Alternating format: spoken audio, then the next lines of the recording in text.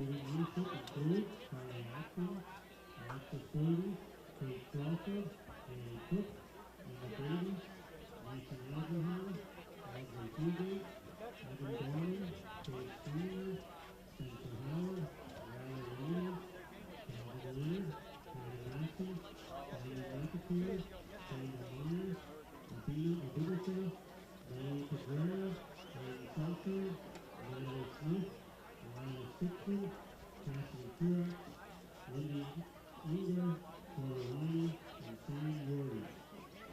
Educational team members include field instruction, Rick Fabulous, Julian Statura, Meredith Irving, and Sydney Ratchet.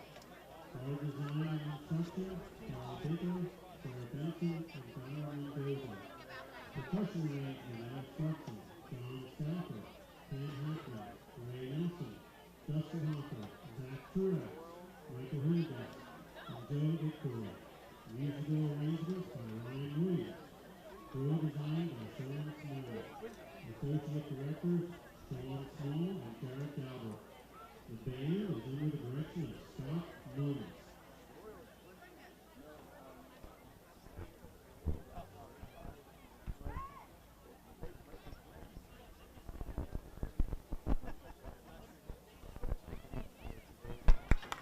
Concluding the show, the American West, please welcome the Cedar Crest High School Marching Band.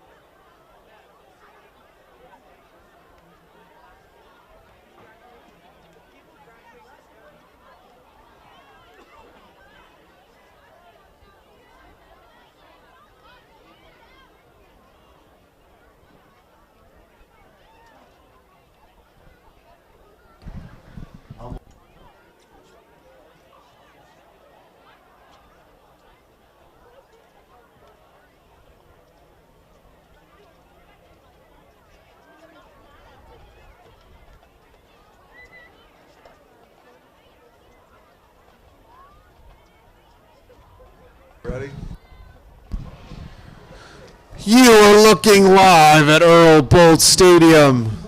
It is a damp Friday night for Falcon football. We're going to pause for the national anthem, and then we'll get to the start of the game.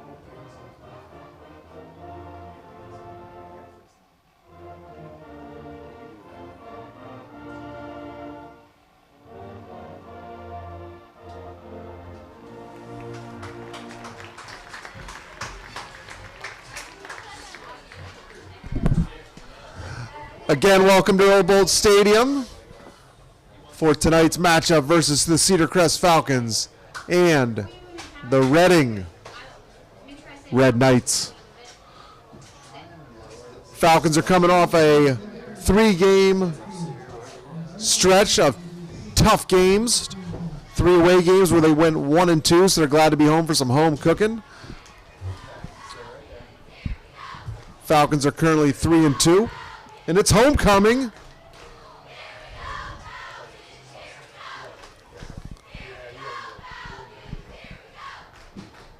Coach, what are we looking for from tonight's game with the Falcons and the Red Knights? Weather conditions are going to play a role tonight. So ball security, first and foremost tonight, I think is very important. I do think that Cedar Crest is the far superior team, I think, if you look at them statistically. So, just doing their thing tonight, I think. But, when you play in conditions like this, it's kind of an equalizer a little bit in the game. And that's why the ball security is going to be so important.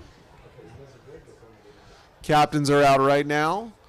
Captains for the Falcons, number 4, Warren Avage, number 58, Alex Kissinger, number 8, Jackson Custer, and number 70, Tristan Long. Also an honorary captain tonight, Levi Haynes. A lot of love for Levi Haynes today in the school. Was wear red for Levi and Duchenne's muscular dystrophy. It was awesome to see the school community step up and support Levi.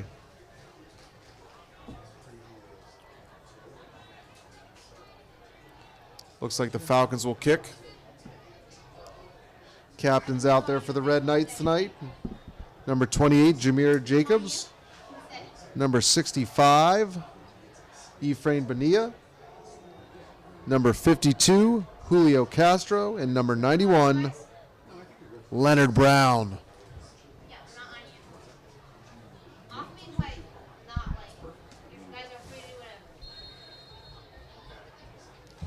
Coach, do we know what's Reading's current record?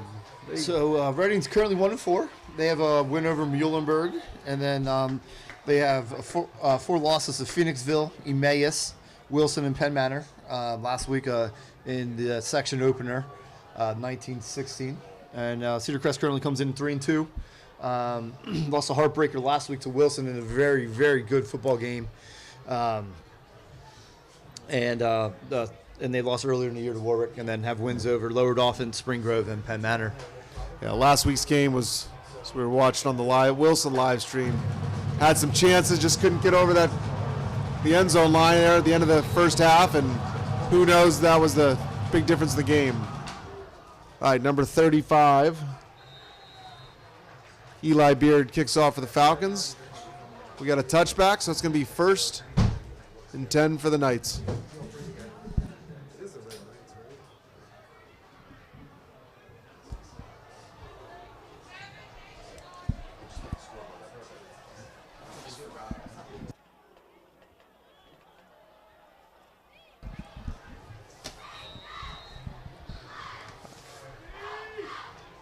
Reading has the ball first. They're going to start out in a shotgun formation, 3 wide receivers to the near side. Hand off to number 8.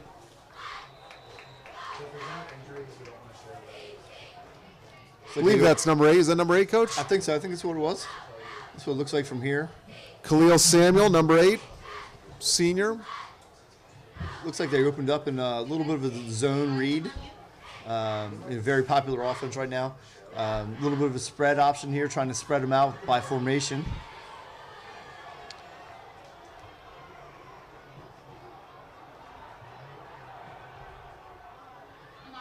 Second down throw from the quarterback is complete for looks like about a 5 or 6 yard gain. It's going to be 3rd and 1, pretty close to a first down area.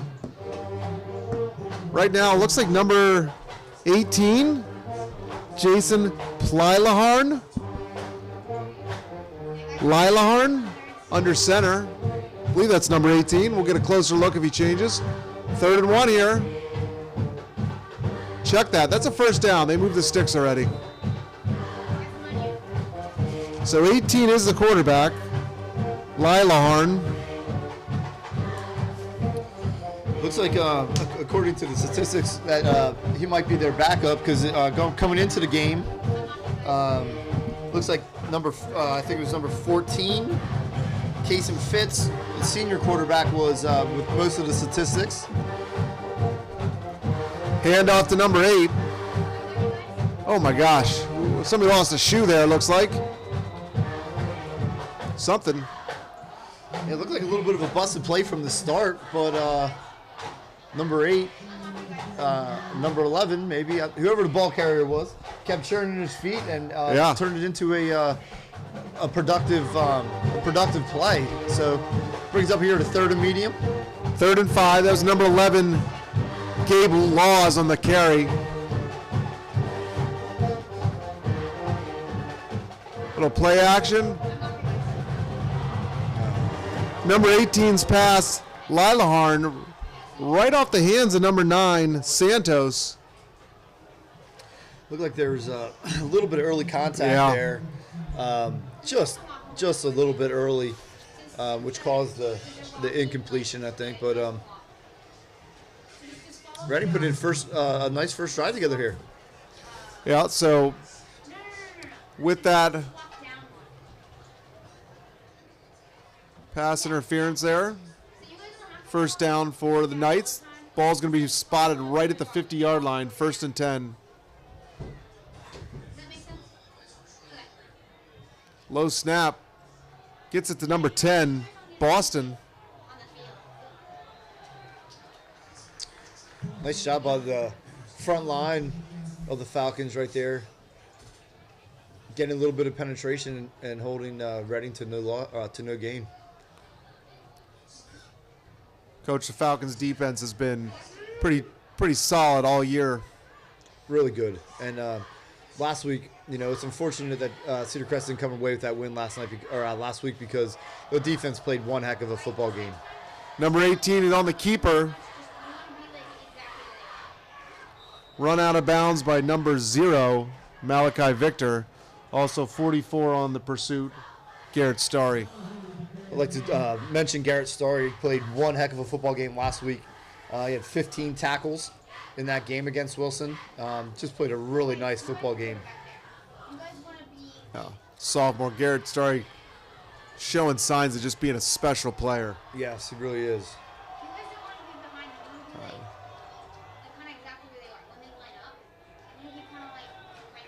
Handoff.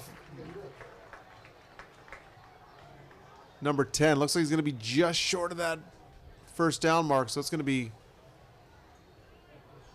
maybe 4th and 1, Coach? Yeah, it looks like they're 4th down, 4th and 1. Certainly a team that's 1-4 doesn't have a lot to lose here. Yeah, I definitely think this is 4-down territory without a doubt, especially like low you said. Snap. There we go. Low snap from the Red Knights. Quarterback had to just fall on it. That's a turnover on downs for the Falcons. again, Cedar Crest is moving around, brought some guys into the box. And, again, as a center, trying to snap that ball back to the quarterback and then being able to take a step and block your man is pretty difficult. 4th down and 1. Great call by Cedar Crest. And turnover and downs. All right, 1st and 10 for the Falcons. Ball on the 48. Custer quarterback. Isaiah Zimmerman, the running back, gets the first touch and gets about 2.5, 3 yards.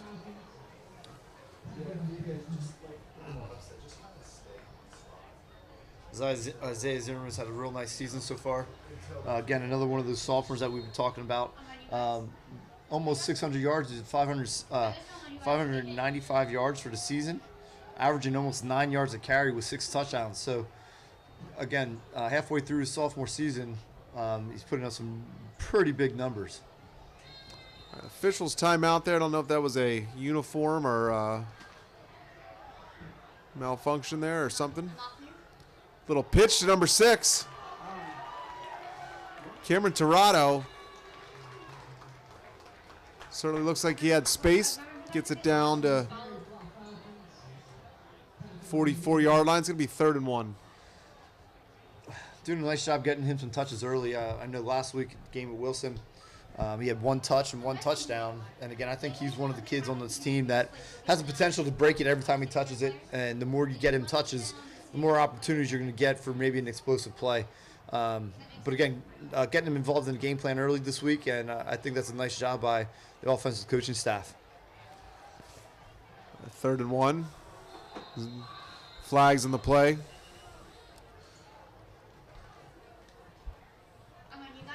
False start on the Falcons. So that's going to back it up, make it a little bit tougher. 3rd and 6.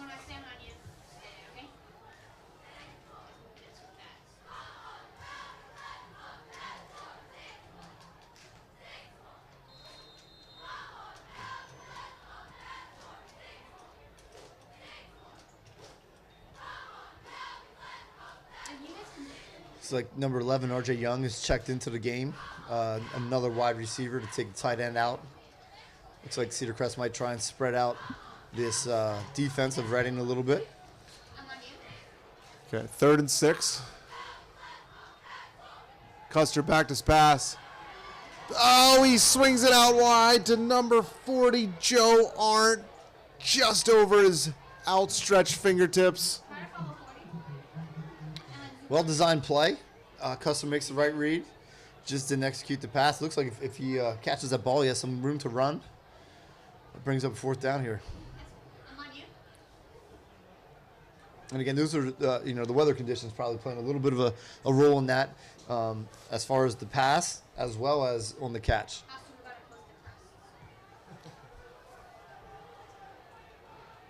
Nice punt from Eli Beard, number 24 for the Red Knights. On the return, Xavier Beatty met pretty hard there by number 70. It was 77 there, Coach. I think Harbaugh. Nate Harbaugh. Yep. Good tackle from Nate Harbaugh.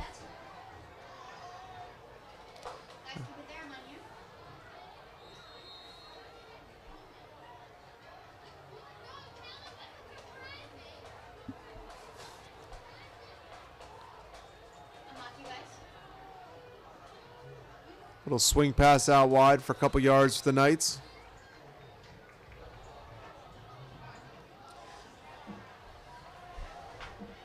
Layla Harn's pass to do number 5, maybe, Coach? Yeah, sorry. You just Weaver? Couldn't see the number, but I think you might be right there. All right, so 2nd and 8.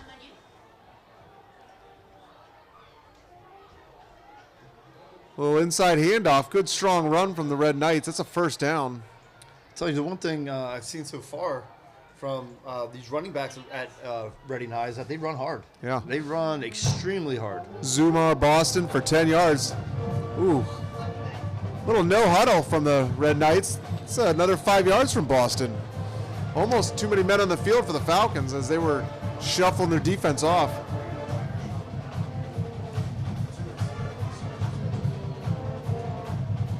No huddle again.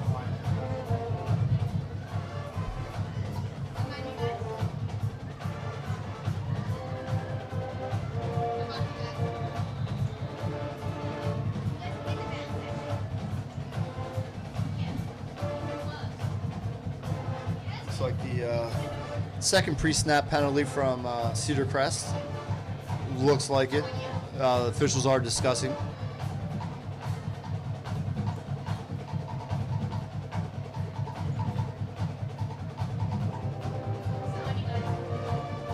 Called that one on Reading. So yeah, it looks like someone on the Reading offensive line moved first, which is good.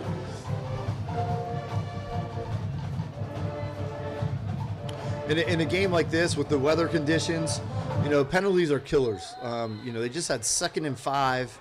Now they're back behind the sticks with 2nd and 10. And again, we all know how difficult it is to gain 10 yards, in the game of football. So anytime you're putting yourself behind the sticks, now they're in the 3rd and long.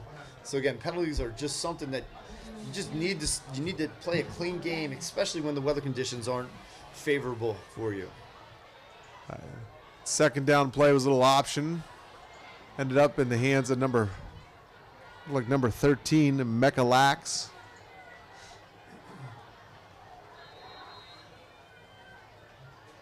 So it's 3rd and 11. Looks like Cedar Crest is going to bring the blitz. Looks like we got straight man across. We got everyone in the box. He's throwing it, taking a chance. Oh my goodness gracious. That was a really nice pass from Layla Harn. The Red Knight wide receiver couldn't pull it in. Good coverage from the Falcons. Yeah, it looked like Caleb Fees right at the end of the play was able to get a hand in there and knock the ball loose. It looked like it was going to be a completion. And just a great effort by 17 right there to get a hand on the ball and make a touch and cause the incompletion. Yeah, Xavier Beatty was the intended receiver. So we got a punt here. Oh my goodness gracious. The punt from the Red Knights was falling a little bit short. Jack Warrenavage ran up to field it and did not field it cleanly, kind of fell forward, and the Knights fell on the ball. It's going to be 1st and 10 Knights with some great field position. Yeah, that was a tough play. I'll tell you what, Jack Warrenavage has done a great job returning punts for Cedar Crest ever since he was a freshman. And, in that one, he's trying to field it like you should. You're supposed to field every punt. But you also need to know when you get away from it. And I think that one, if he could do it again, he'd just get away from it. But, set the Red Knights up with a first down in Falcon territory. Okay, Layla Harn steps up with lots of pressure.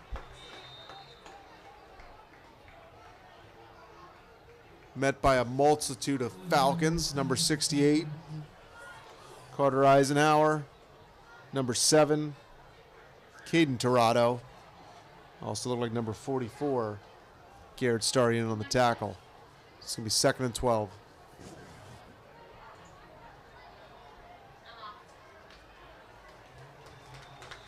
Number 11, Laws, gets back to maybe the original line of scrimmage. It's going to be 3rd and 10 here. Defense doing what the Falcon defense does, huh? Yeah, I'll tell you what. Again, put in a not-so-good situation with the muff punt. Come out here, 2 downs, -1 yard. And as a defensive coordinator, any of these sudden changes, this is what you want. As an offensive staff, one of our game goals was score a touchdown the first play after a sudden change. That was one of our game goals. So obviously as a defense, you take great pride in not allowing that to happen. And again, quick sudden change right there. And the offense is looking at 3rd and 11. So we got a timeout on the field. Coach Lambros didn't like what he saw there. Took a timeout, so pretty big play here. If they can get a stop.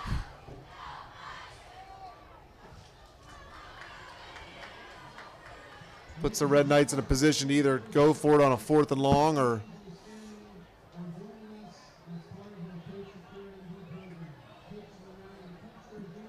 maybe have them punt again.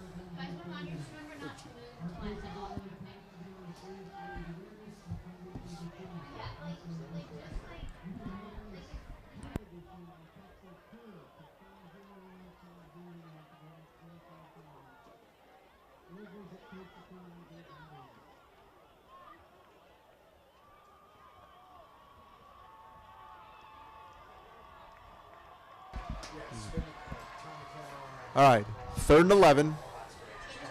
Coming out of the timeout here. Layla Harn. Back to pass, has a little bit of time, throws one. Yeah. Layla Harn underthrew the receiver. The receiver adjusts to the ball, and then unfortunately,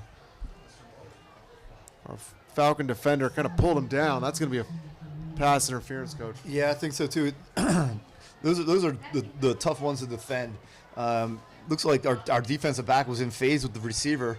Real good coverage. The ball was underthrown to the inside, and defensive back just didn't locate the ball, and sure enough, interfered.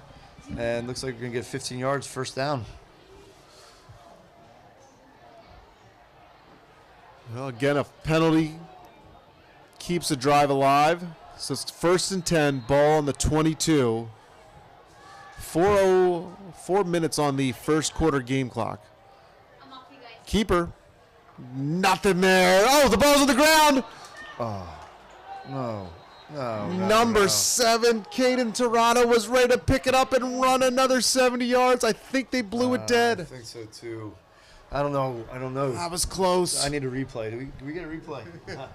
It was close. That was, man. That's tough. I'll tell you what, great job by the Falcon defense defending the option. Yeah, they really held the quarterback up there and almost caused a fumble. All right, 2nd and 11. Little outswinger to number 11, Laws. That ball's on the ground.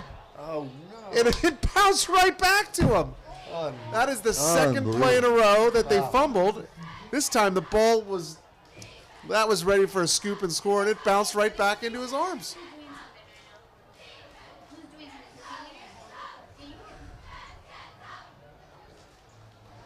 All right.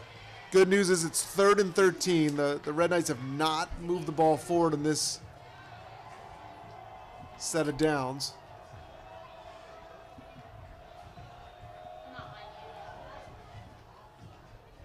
That's a turnover. There we go. Number 5, Luke Oriole with some space. Gets the interception. Nice job. Defense just holding. Hey, nice stout job. Nice again. job by the defense. Nice job by the defense. Again, that's the one thing that's been really nice about them. Again, they've been put in adverse situations a lot this year, and they just seem to continue to rise to the occasion at all levels. Defensive line, linebackers, the defensive backs, everyone's making plays out there. And there was another great example right there with Luke Oriole coming up with an interception deep in their territory.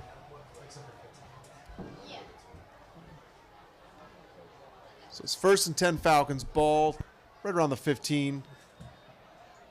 Custer on the keeper. Gets about just short of 5 yards.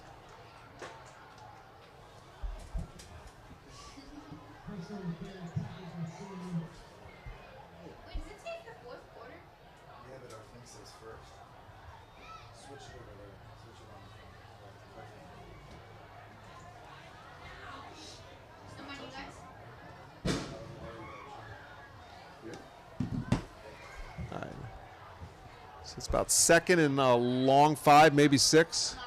Custer with a keeper again. First down. Really great read right there on the option. Defensive end widened to take away the running back, and Custer's able to pull it and insert and get a first down. 1st and 10 Falcons, ball on the 30. Coach, you got to like this staying with the ground game with the Zimmerman-Custer combo right now. Yeah, and get Tirado involved in the run game like they did in the first series. Again, the conditions are not great to throw the ball, as I say that. Custer's pass intercepted from the Red Knights by number, looks like 24, Xavier Beatty there. Custer looked like he had a receiver that might have Yeah, I'll tell been you. past the last defender, but Yeah, it looked like he may not just seen that safety off to the side. It looked like because it looked like he had number 1 Bavarios open. Tried to drill it in there, and the safety just did a real nice job undercutting the ball and making an interception, putting that defense back out in the field.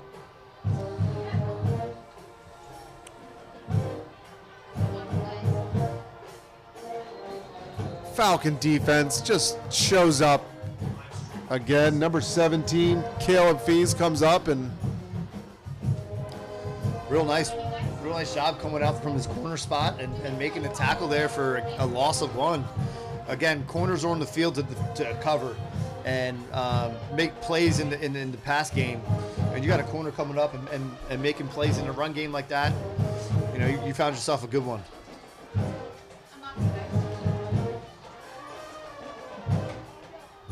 swing pass to number 5, Idris Weaver.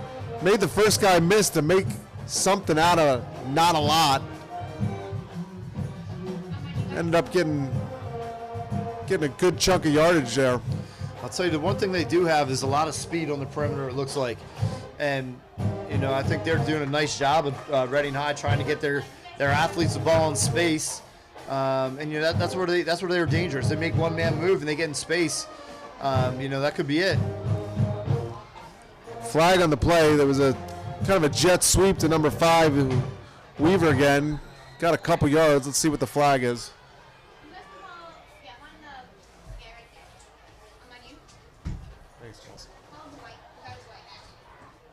As the officials are discussing.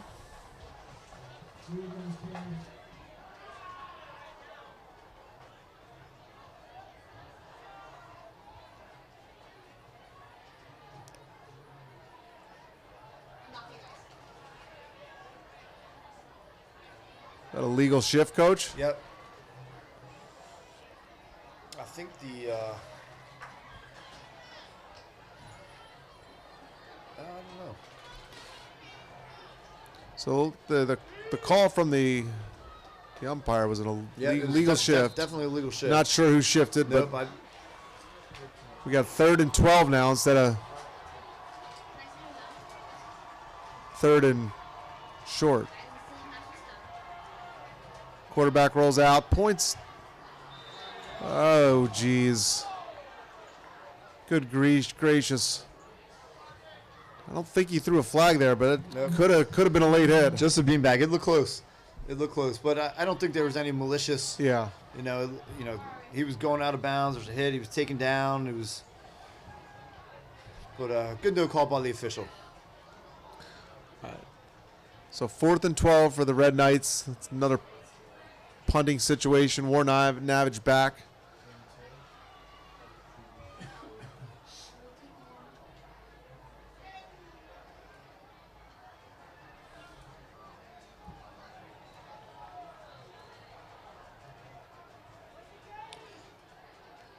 Number 48, the punter for the Red Knights. Oh, my God. Cameron Kaufman. Another great job by the defense. After a turnover, again, another sudden change coming out, getting a stop, forcing a punt, and Cedar Crest taking the ball.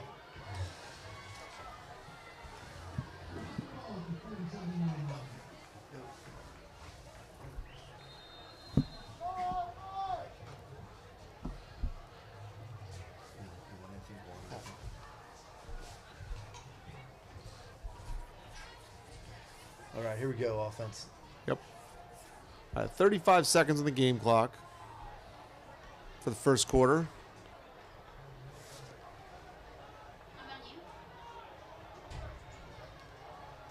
A little pitch to Zimmerman. Drags the Red Knights a couple extra yards. It'll be 2nd and 2.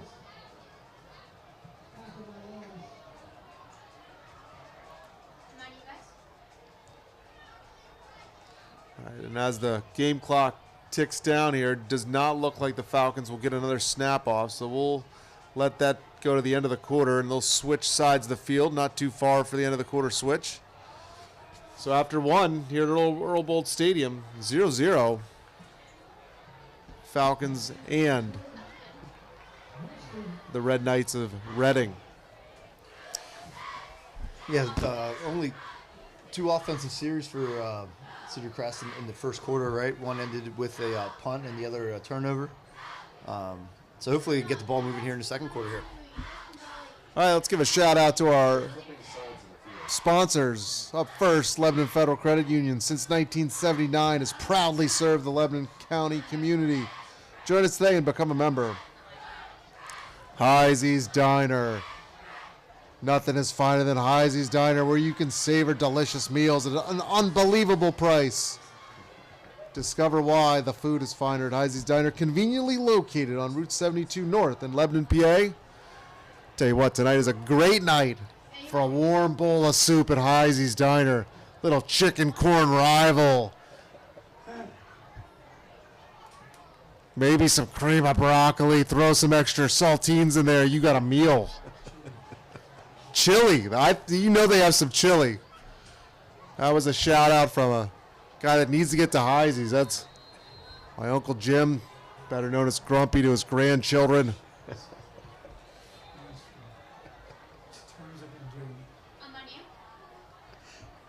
Also, the Falcon Foundation is dedicated to supporting students and staff in the Cornwall Lebanon School District through funding and grants. Applications for fall grants are awarded, and awards are due by October 15th. All right, second quarter, here we go. Looks like a false start, Coach. I think so. Yep.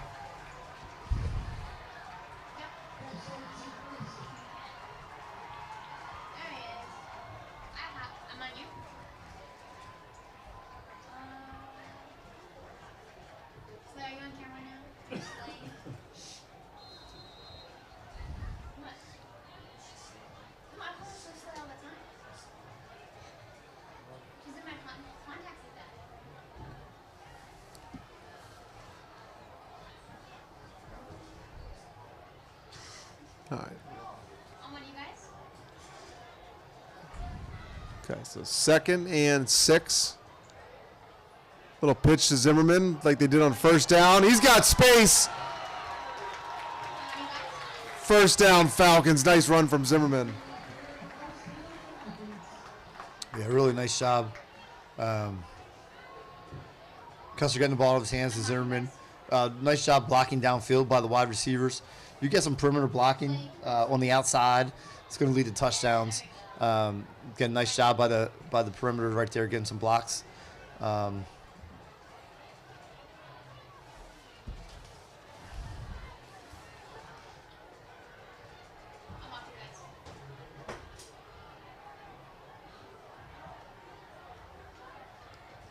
Number 23 in as a running back. Custer keeper for 9 yards. Josh Dracoche was the running back there. Red Knights went towards Josh and opened up a hole for Custer. Yeah, just great double read right there, double option. Custer's making the read, and again, makes the right read. They took away the running back, and then Custer just inserts where the defender leaves. Just a really nice option play, double option. All right, with a timeout there, Reading sensed that the Falcons were moving the ball pretty quickly, trying to stop some momentum. As we enter the quarter here, what I didn't mention about the Falcon Foundation, there's still space at the golf tournament, I believe. 8 a.m. shotgun start, Iron Valley. October 5th. Next weekend, I think, going to be a lot nicer than this current weekend weather. So if you got some time October 5th, head out to the Falcon Foundation Golf Tournament. Tell you what, plenty of loaded cheese fries available here in the stadium. Holy cow, look at that. Shout out to whoever's selling the loaded cheese fries. You can get those at Heisey's Diner too, though. All right, Custer, little pump fake, a lot of pressure, just finding ways. Here we go, 20. And he takes it right out of bounds at the 10-yard line. Custer eluding all sorts of defenders to get a 20-yard gain there. Yeah, it looked like they were taking a shot right there on 2nd and short. play action pass and got some pressure in his face. Couldn't release the ball, and looks like it's coming back anyway due to a hold, unfortunately. Good grief. Tough night for the Falcons and the officials. So a 20-yard gain coming back.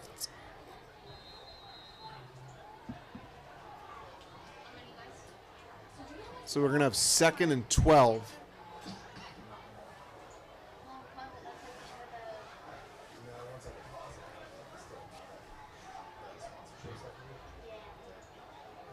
Keeper again from Custer. He's feeling it. That's a first down. Nice run from Jackson Custer. Oh, we got a flag on the play. I don't see what happened there. Yeah, it looked like a little bit of extra action after the play was over on the side of Reading, which I think we're going to tack 15 more onto the end of that run.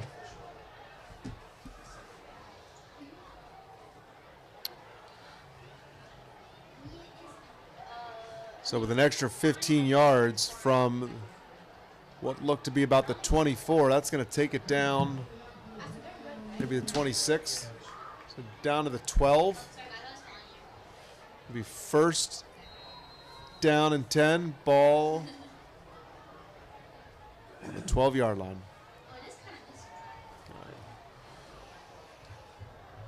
Warren Navage and Viveros out wide here. Hand is to Zimmerman.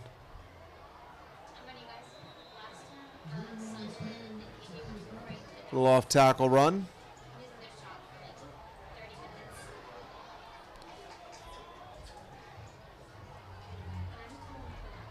This point, coach, the run game seems to be where they're earning their money right now. Yeah, I think so too. I think we have the advantage up front in the offensive line. Our offensive line is getting great push. Again, I'm a big fan of giving the ball to 24 anytime you can. I think he's a super talented running back. And then, of course, when you have the double option and the threat of the quarterback run when you have Jackson Custer back there, I think, again, this is where they're going to live and die tonight, and I think they're going to do more living. Jackson Custer, 12 yards with some agility moves and just gets his way into the end zone for the first points of the night. Touchdown, Falcons.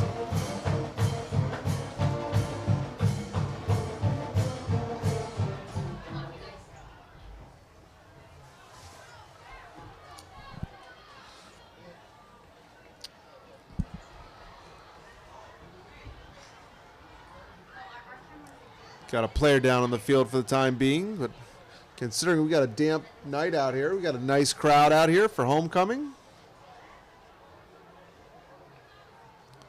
Guessing by some of the umbrellas that just got put up in the stadium that there might be some precipitation coming down.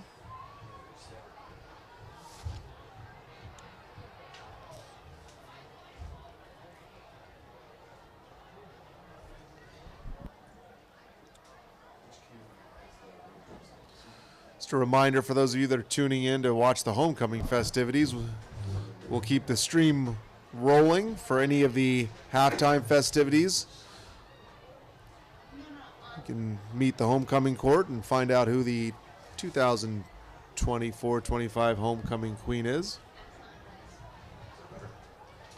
I did see last year's homecoming queen is in attendance, Molly Hipschman, all the way from Millersville, place you know about, Coach. Love Millersville.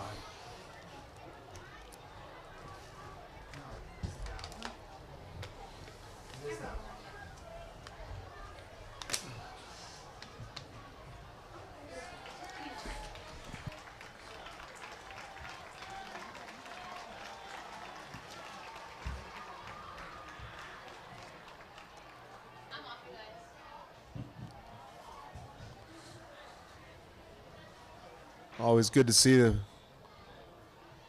players able to walk off under their own power.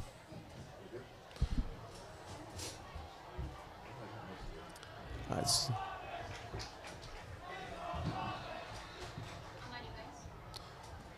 Okay, so the extra point attempt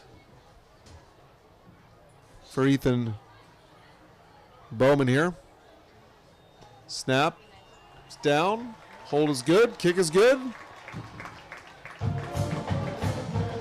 Falcons strike first. 7-0 Cedar Crest. Yeah, nice drive there. Again, after 2 sloppy drives, I would say, by the offense, they did a real nice job there. Keeping the ball on the ground, I thought, is very important. And, just making some plays. Jackson Custer had a tremendous drive, making play after play on the option read and eventually putting it in the end zone.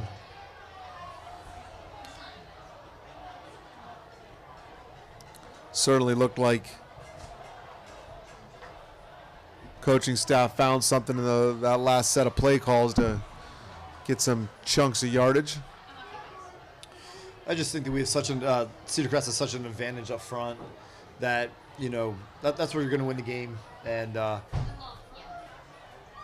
both sides. And we see it on the defensive side as well. The defensive line has a huge advantage. We're playing in Reading's backfield. And, if it would be for the tough running backs that Reading is putting out there and they're just running tough, I think, it would be an absolute total domination so far. All right, Eli Beard's kick fielded just inside the 10-yard line, taken up to the 20. Again, another nice nice run back by one of the Reading High athletes. Broke about 3 or 4 tackles on the play. It looked like Cedar Crest was going to have him tackled down around the 15-yard line. And he's able to make break a couple tackles and make it out past the 20.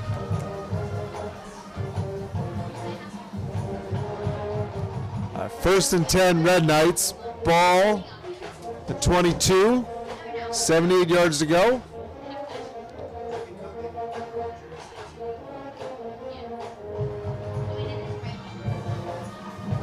Quick little swing pass to number 11. Laws for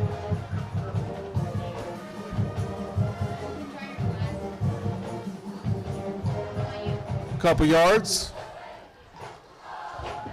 Going to be 2nd and 6.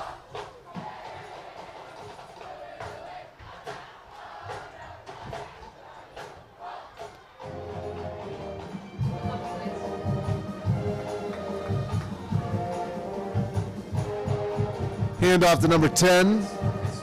Zumar Boston running hard for 3 or 4 yards. Going to bring up a big 3rd and 3 here. Yeah, another nice job by Garrett Starry chasing down the running back, playing inside out. Defense does a good job forcing the contain back into running back from contain back into the pursuing linebackers. And again, Garrett Starry does another nice job, another tackle. 3rd down, Boston's carry. It's going to be close. He lowered his shoulder. Looks like they're giving him the 1st down. Coach, you spotted it early. Reading Knight running backs just really running hard right now. They really are. They're not getting taken down on their first contact. They're keeping their leg drive, and they're usually pushing the pile forward. 1st and 10, ball on the 35.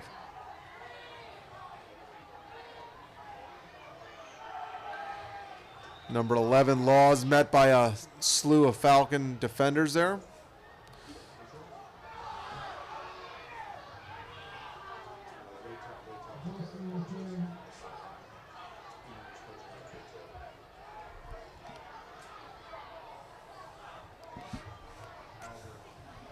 Second and a long 6.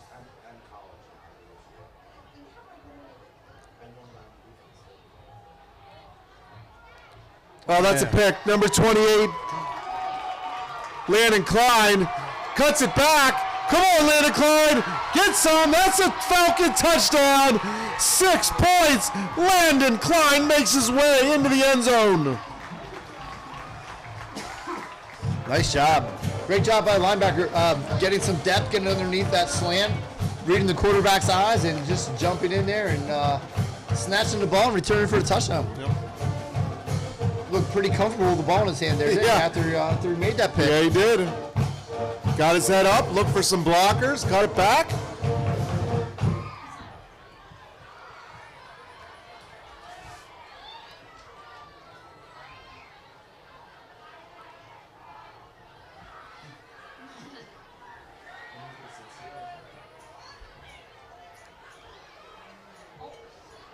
Bowman's extra point is good. Looks like we had a Red Knight defender jump over the line there. I think that's what we saw the flag for. Yeah, that's you're not allowed to do that. Not allowed to do that.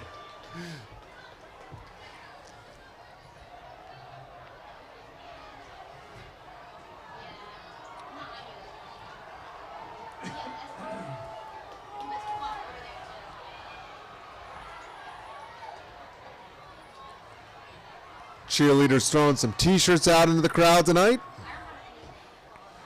T-shirts courtesy of Angelo's? I think so. Angelo's Pizzeria, not an official sponsor, but thank you for sponsoring the T-shirts.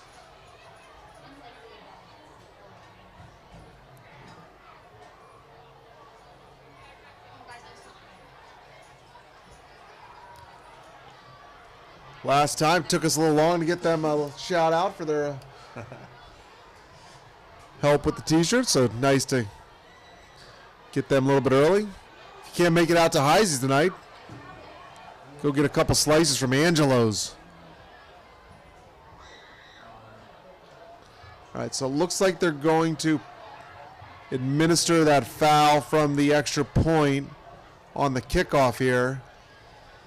I wasn't sure. I thought it was a 15-yard penalty. I think it's an unsportsmanlike conduct, which is a 15-yard penalty, which it proves to be, which is, when you're talking about the game of field position, a pretty significant penalty for a kickoff. Yep.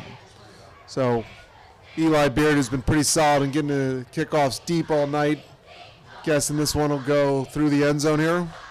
I think so. He routinely puts him in the end zone when he's kicking off from the 40, so I'm going to imagine that these 15 yards, this one might go through the uprights. I think it did. Yeah, pretty darn close. There you go. Number 13 is giving Connor Thompson is trying to get some extra points there.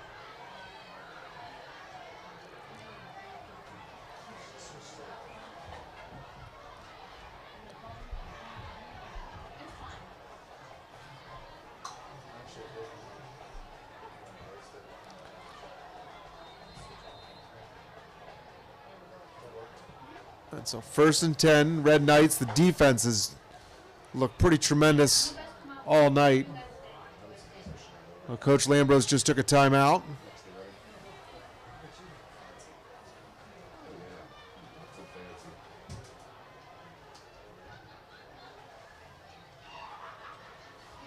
Certainly not happy about something. Since he's gathered the entire team, not just the defense. Typically on a timeout, you gather with either your offensive squad or your defensive squad, but it looks like he's called the entire team together, so there's something that he's not happy with.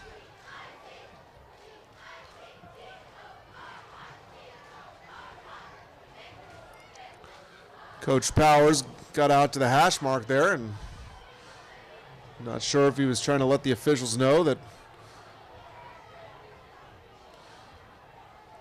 the chili over at Heisey's Diner is delicious. I think that's what he was telling. If I could read his list, I think that's what he said. Yeah. Either that or it's the He-Man special for breakfast. That's what you want to order, where you get the pancakes, the waffles, the eggs, you get sausage, some bacon, a little bit of everything. All right, 1st and 10, Red Knights. Quick swing pass. Out to number 24, Xavier Beatty. Again, made a man miss, got something out of nothing. Yeah, I'll tell you, you know what? Again, the one thing that you know about Reading, that they're going to put a lot of great athletes out on the field in any sport that they do, but especially here in the football field. And if you can get those athletes in space, you make one man miss, it could get interesting.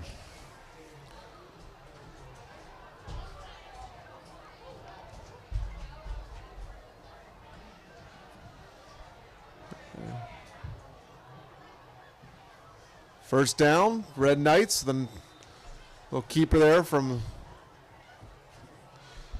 quarterback, Fly Laharn. Apologize to anybody, the Reading fans tuning in at home. I'm not sure if it's Ply or Lila Harn. I don't know if that P is silent. Nice run. Number 18.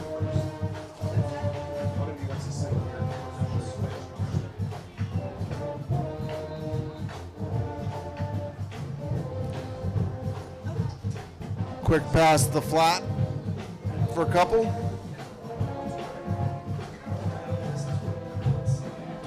This is a big drive here for Reading. Again, down 14-0. Like to punch this one in, but if not, get a couple more first downs, switch the field position, and if they do have to punt the ball away, hopefully not give it back to Cedar Crest with a lot of time left on the clock, where they could drive down the field and punch it in again. Number 11, again, hit initially in the backfield, gets about 10 plus yards. Gabriel Laws, nice football player out there, running hard.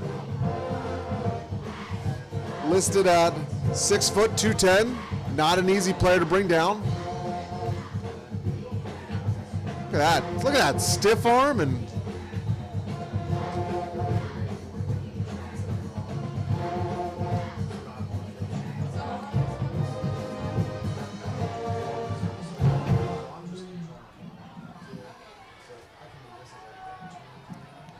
about 2nd and 8. Ball on the other side of Falcon side of midfield.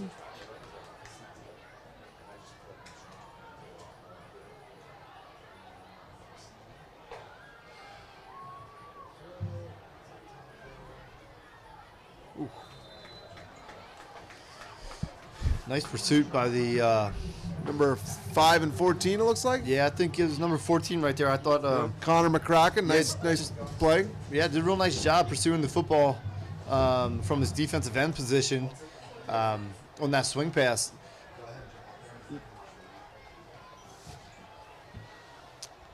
All right, so a 3rd and 7 for the Red Knights. Definitely 4-down territory.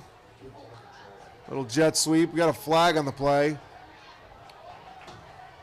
Oh, Garrett Starry. They blew it dead. Garrett Starry just throws the wide receiver to the ground. The ball pops out.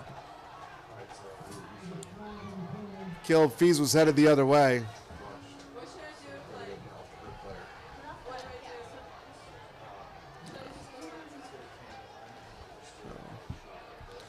Take it.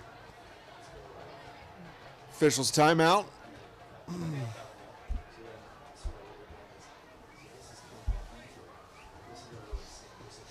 It's the second time Reading tried to run that same play, and I think both times they've gotten a legal procedure call. Yeah. So I'm not sure if someone's not getting set on time before the motion, but it looks like we're gonna have another legal procedure call here and legal shift. So declined by the Falcons. That's actually going to bring up 4th down. So instead of 3rd and, is that a 5-yard penalty in legal procedure?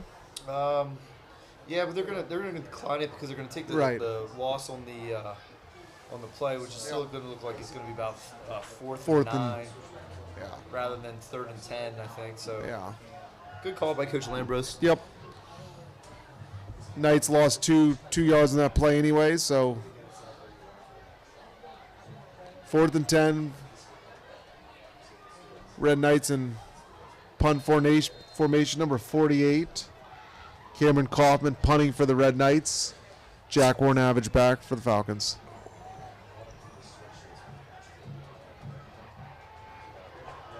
Warnavage picks it up after a little bobble. Nice run back to the 30-yard line. Yep, does a nice job making a play after the little bit of the bobbled punt.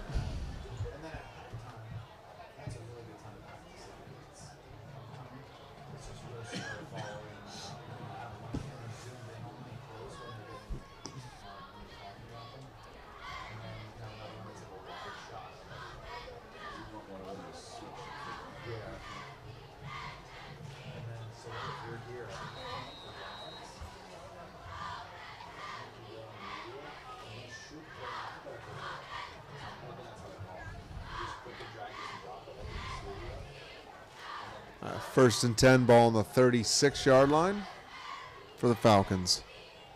Quick pass, pitch out to Zimmerman. He's got space. Oh, he tries to turn the corner.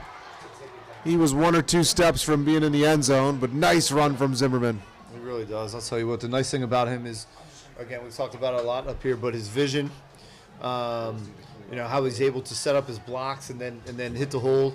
And then once he clears the defense, he has that track speed, and he almost got into that mode right there.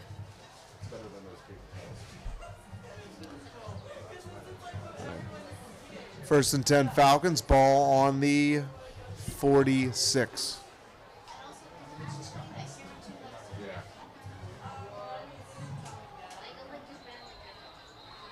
Whistle's blown. We get a timeout from the Red Knights before the play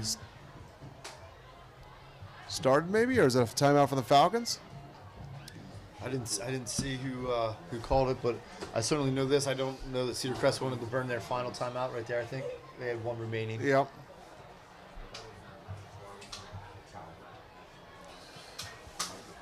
Coach, who's Ohio State have tomorrow? Michigan State tomorrow night, 7:30. I think they play the same time as Penn State, which is unfortunate. I think that game's going to be a good one too, I think. Yeah. And also at the same time as Alabama, Georgia. And at the same time as the Cedar Crest Homecoming, so unfortunately I won't be able to get to watch some of those games. I'll be at the Homecoming, making sure everybody is dressed nicely and well behaved. As much as I'd like to watch any 3 of those games. Yeah, a couple good games tomorrow night. It's a shame they're all at the same time slot. Yeah.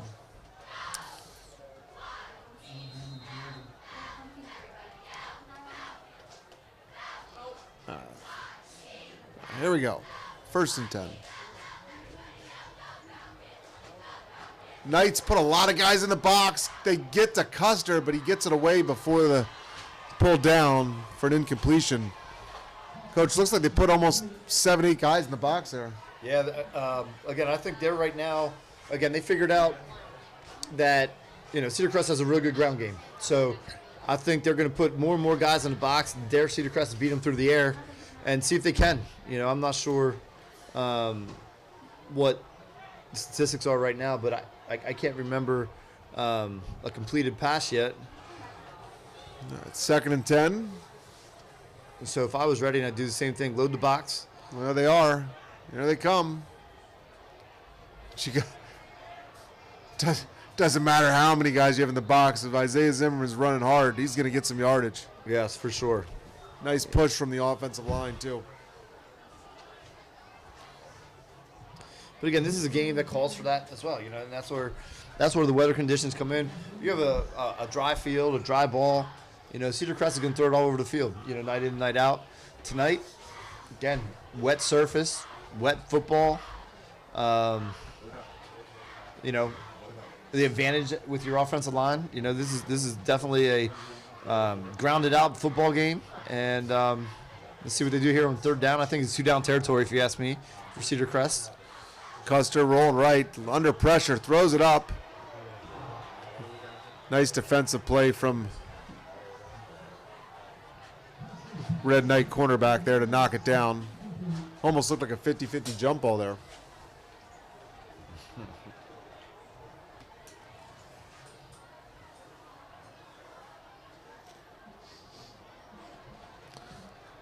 All right, so with 3:46 on the game clock here, the Falcons are going to punt.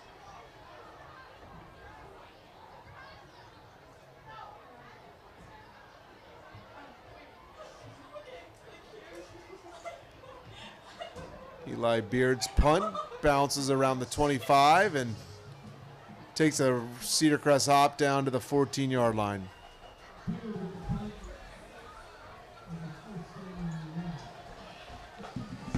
Again, I think right there on that 3rd down, I think, it was 3rd and about 5, 3rd and about 6.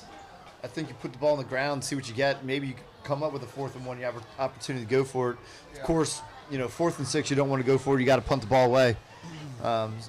So I just think it was 2-down territory. If you give it a shot, keeping the ball on the ground, they'd be getting 4, 6, 7 yards a pop.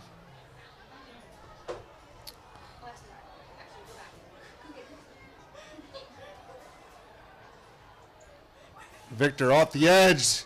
That's a sack. Malachi Victor comes untouched off the edge for a nice defensive. Yeah, very nice scheme drawn up there. Able to get a free run at the quarterback and able to make a play.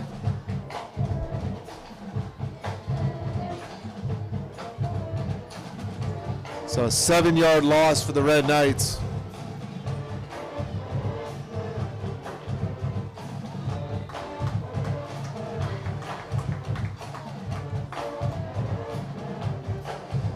If I'm Reading right now, I gotta drain this play clock as much as I can. These next 2 plays, we got the ball deep in their own territory. They don't want to get the ball back with to Cedar Crest with a lot of time left. Cedar Crest has 1 timeout max, I think, right now, Coach. If any. So they need to, really milk this clock. Try not to give it back to Cedar Crest here before the end of the half, or at least get it back to them with the least amount of time on the clock as possible. And they're doing a nice job here. They're going to call timeout. Yeah. So we know. Tell you what, we do a lot of good things up here, but what we have not done well is the knowing who's called all the timeouts. So it's either both teams have taken 2, or it's possible Cedar Crest has taken 3 and Reading 1. I'm not sure who the scoreboard operator is, but is it over there? Yeah. Yeah, it's up there. It should be on the scoreboard, right? Timeouts left. Yeah, but it's 0 all the time. So I blame it on the scoreboard operator for the reason for me not knowing. There's some real nice young guys over there that are operating the scoreboard. I'm not going to name any names, but it's either one of these 3 guys. It's either going to be Joe Riddle, Joe Gates, or Blake Thompson. Yeah. 3 good guys. We're going to give them a pass. Somebody's first year on the scoreboard. We're going to help them out next year. Yeah, next week.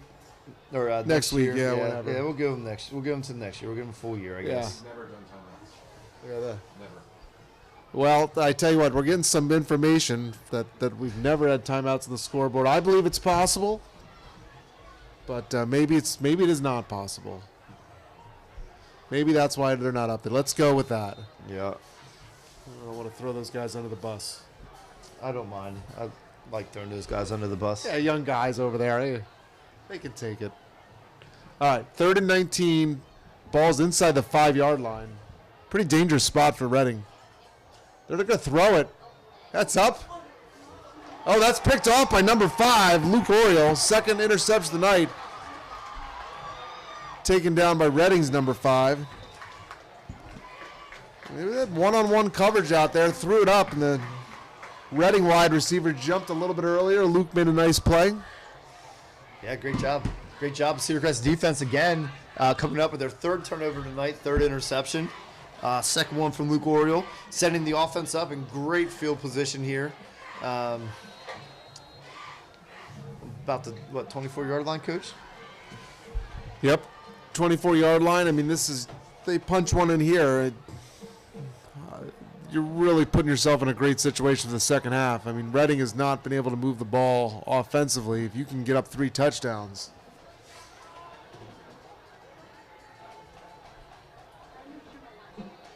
All right, Custer back. Swings it out to Zimmerman. He's got a blocker. This is got a real good chance at 6, and it is. Isaiah Zimmerman. Nice job. Nice job. Who was out blocking there? Looks like number 70. Is that it? I thought it was 70. Tristan Long. Tristan Long. I think that's who it was. Nice job from Tristan Long to get out in some space to just finish off a block there. Isaiah Zimmerman runs it in. Nice job. Nice play design, getting the ball out. The quarterback's hands, getting it to Isaiah Zimmerman with space, with a blocker in front. Bowman's extra point is good. And with 2 minutes on the first half clock, Falcons 21, Reading 0.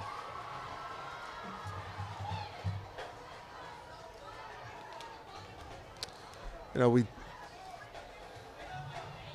thank our sponsors. We thank the Falcon Foundation, but we got to thank the Cedar Crest High School broadcast video live stream team. They spend so much time putting together what is a professional style broadcast at a high school football game. Mr. Hassler, Mr. Moyer, and their crew do a fantastic job of bringing the game to all the fans at home. How many people are watching right now? What do we got, you think? Check it out. We're going to get a stat of how many people are watching at home. Then I'm going to double it to probably make it sound good, sound extra good.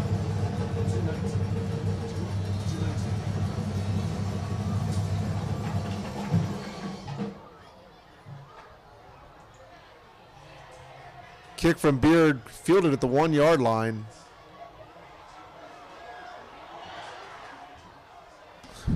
Tell you what, Red Knight returner number 2, Jeremiah Kamara, was it 1 or 2 more moves from finding a lot of open space. Nice job by the Falcons to keep him contained.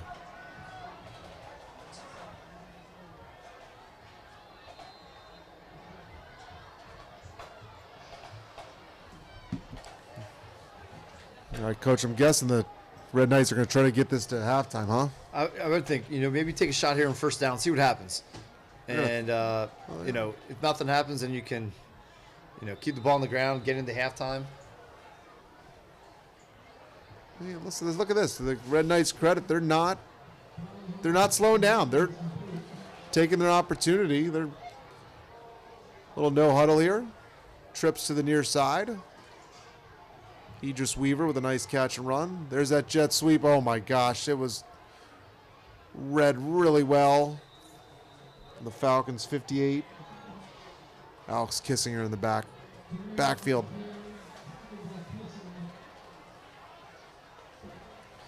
Got a first down now. Again, you get one first down. Now you can move fast a little bit. You got a minute.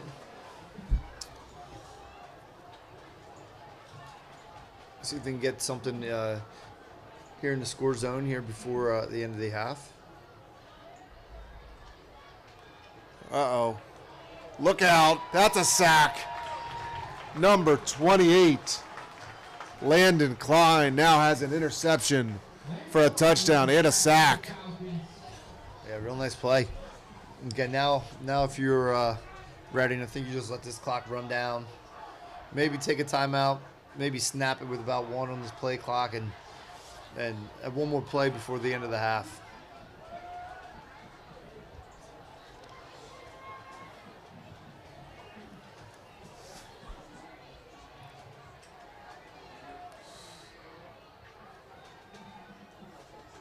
Keeper gets back to almost the original line of scrimmage, and looks like the Red Knights are going to let that be the last play of the half. So at the end of 2 quarters, Cedar Crest 21, Reading 0. Stay tuned for the homecoming court presentation as well as the crowning of the homecoming queen. Oh my goodness. Teams are running in. We got a flag on the field. I'm not sure what they're going to do.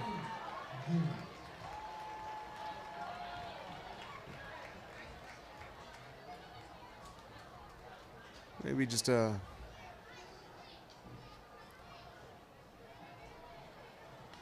personal foul there. Not sure if that's going to count for anything, but yeah, so I think what will happen there is they will defer the call, and it will probably be enforced on the first play of the second half on the kickoff one way or the other. I didn't see exactly what it was. Yeah, I didn't either. It's like an unsportsmanlike conduct.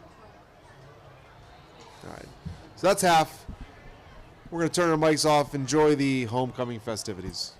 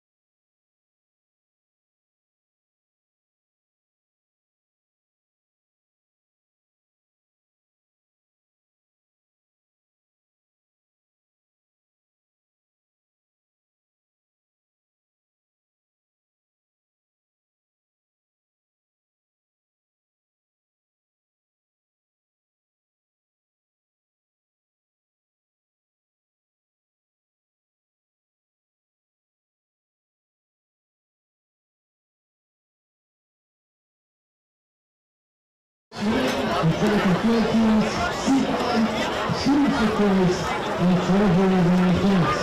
She plans to attend college and major in biology and pharmacology, then apply for a physician's assistant program.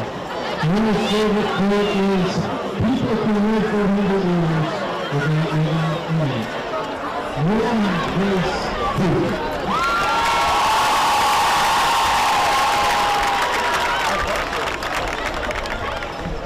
Next up we have Amaya Morel Burr.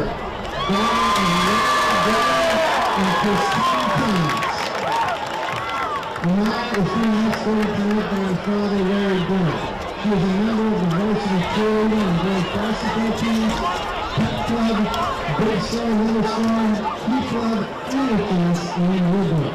She has plans to attend a four-year university, pursuing a psychology major in a pre-med track. Amaya's favorite quote is, "People easy find the leads and are still good people out there." Amaya Burr.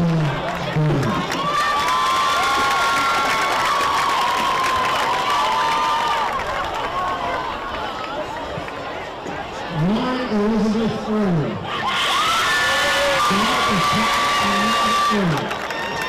That is being escorted tonight by her mother, Amanda Early. She is a member of Key Club and Girls Lacrosse team. She plans to attend college to major in physical therapy. Lauren's favorite quote is, "Everything happens for a reason." Lauren Elizabeth Early.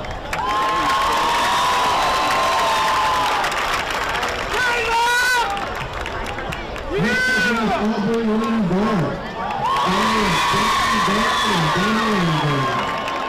Aubrey is being escorted tonight by her father, Dan Barr. She is president of Pregame, captain of the girls' tennis team, a member of NHS, Big Star Little Star, student council, and a member of the club. She plans to attend college to major in chemical engineering. Aubrey's favorite quote is, "If you cannot do great things, do small things in a great way." Aubrey Lynn Barr.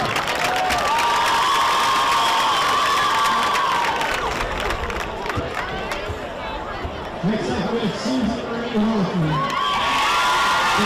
John Stephanie Hoffman. Susan is being escorted tonight by her father, John Hoffman. She is captain of the girls' varsity soccer team, a member of the girls' varsity basketball and track and field teams, Woodbrook, NHS, Key Club, Leadership Council, Student Council Communications Chair, Student Section Leader, and Falcon Nation Social Media Coordinator. She plans to attend a four-year college to major in computer science. Susan's favorite quote is, "I know exactly what to do, but in a much more real sense, I have no idea what to do." Susan Marie Hoffman.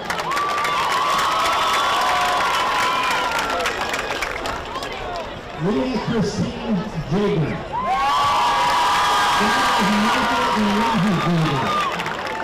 Leah is being escorted tonight by her father, Michael Jager.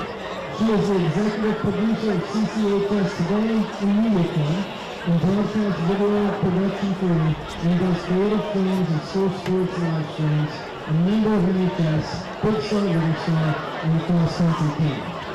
She plans to attend Florida College to major in science and have the opportunity to stay abroad and travel. Leah's favorite quote is, "The way I see it, if you want the rainbow, you gotta put up with the rain." Leah Christine Jager.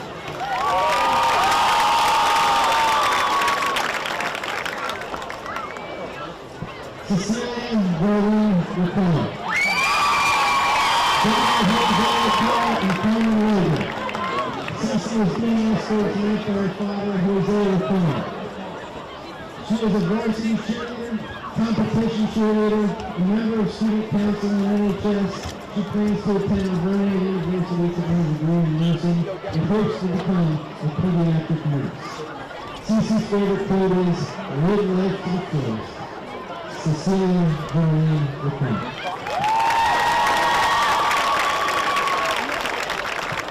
809 Trial.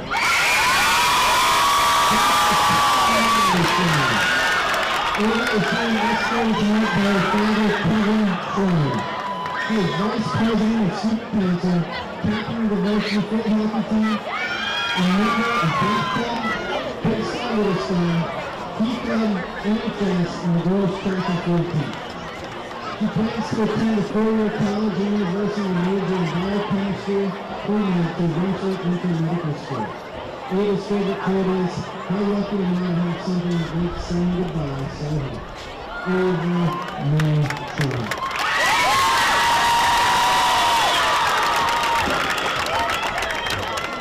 Delaney Elizabeth Smith. Daughter of Nathan and Megan Smith.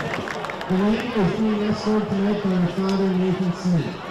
She is co-editor-in-chief of the town, captain of the cross-country team, a member of NHS, world language team, and the girls lacrosse team. She plans to attend Westminster College, play women's lacrosse, major in English, and hopes to write for the Surgeon newspaper. Delaney's favorite quote is, what if I fall? Or but my darling, what if you fall? Delaney Elizabeth Smith.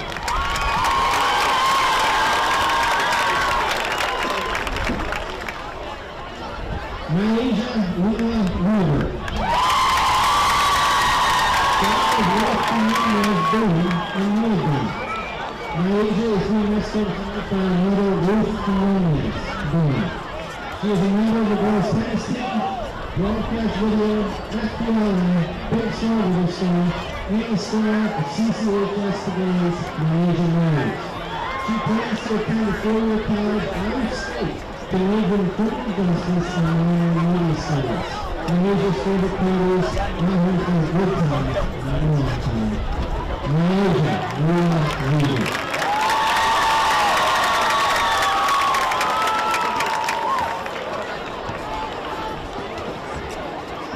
We would now like to introduce the 2024 homecoming team, Molly Hitchman. She is from the college team Hitchman. Molly attends Milledgeville University majoring in early childhood education. She is a member of the University Honors College, marching bands, Women's Ensemble, early childhood organization, college teaching mentorship program, and others in the We'll now pass it over to Mrs. Litz to announce the winners.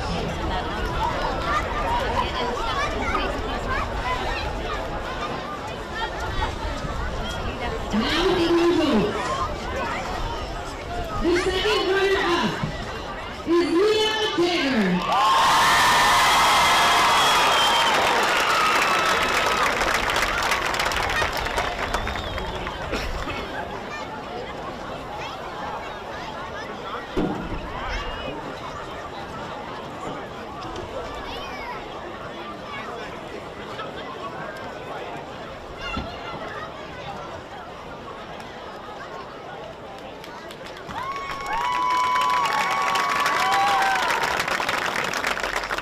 The first runner-up is Ava Schreier.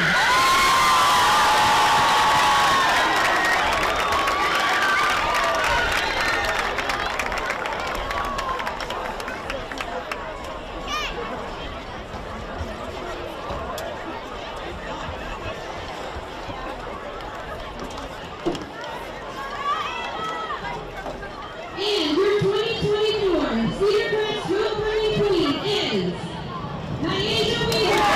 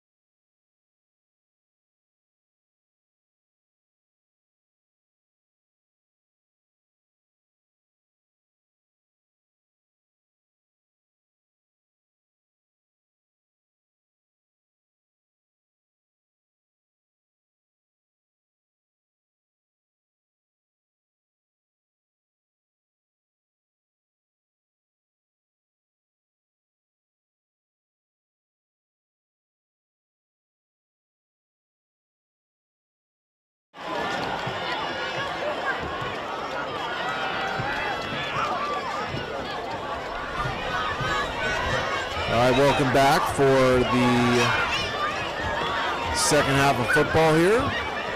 If you were tuning in at home, the homecoming court was announced. A lot of very nice young ladies out there. We had the second runner-up, I believe, was Leah Jagger. The first runner-up was Ava Schreier, and our homecoming queen for 2024-25 was Naisha Weaver.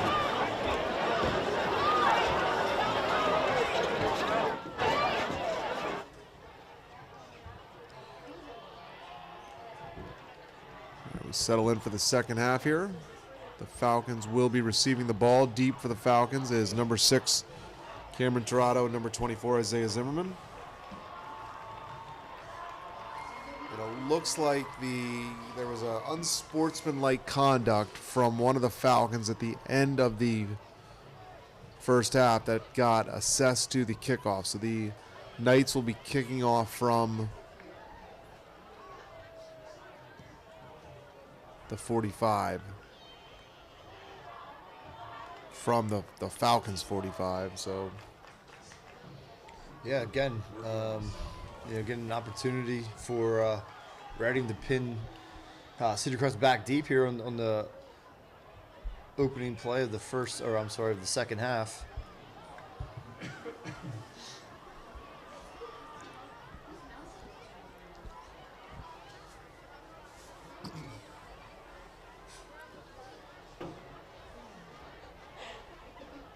Doing the kicking for the Red Knights seems to be number 48, Cameron Kaufman.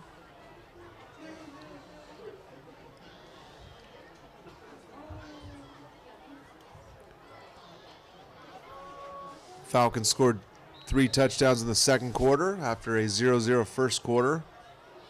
That's going to be returnable. Yeah. Torado gets the ball at the 5, looking for a block. And we got a flag and a potential hold there, Coach. I'm guessing that's what it looks like. It looked like Cedar Crest had a nice wall set up, and again got a nice return, but flag is going to bring it back, and maybe that's why they had a nice wall set up because of the hold. Yeah.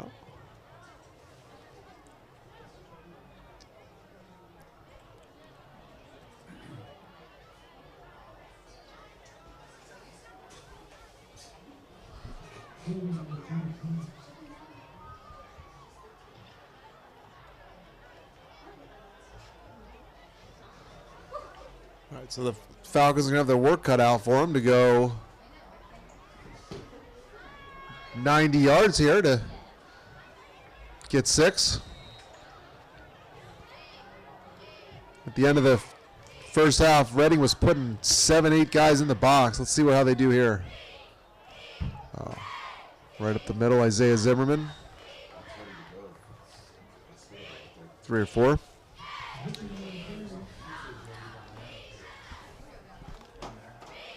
What do you think, Coach? Run heavy second half?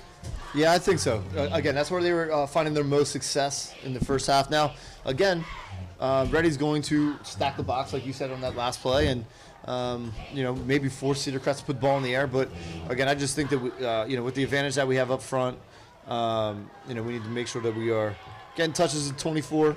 Again, I would like to see number 6 get another touch here.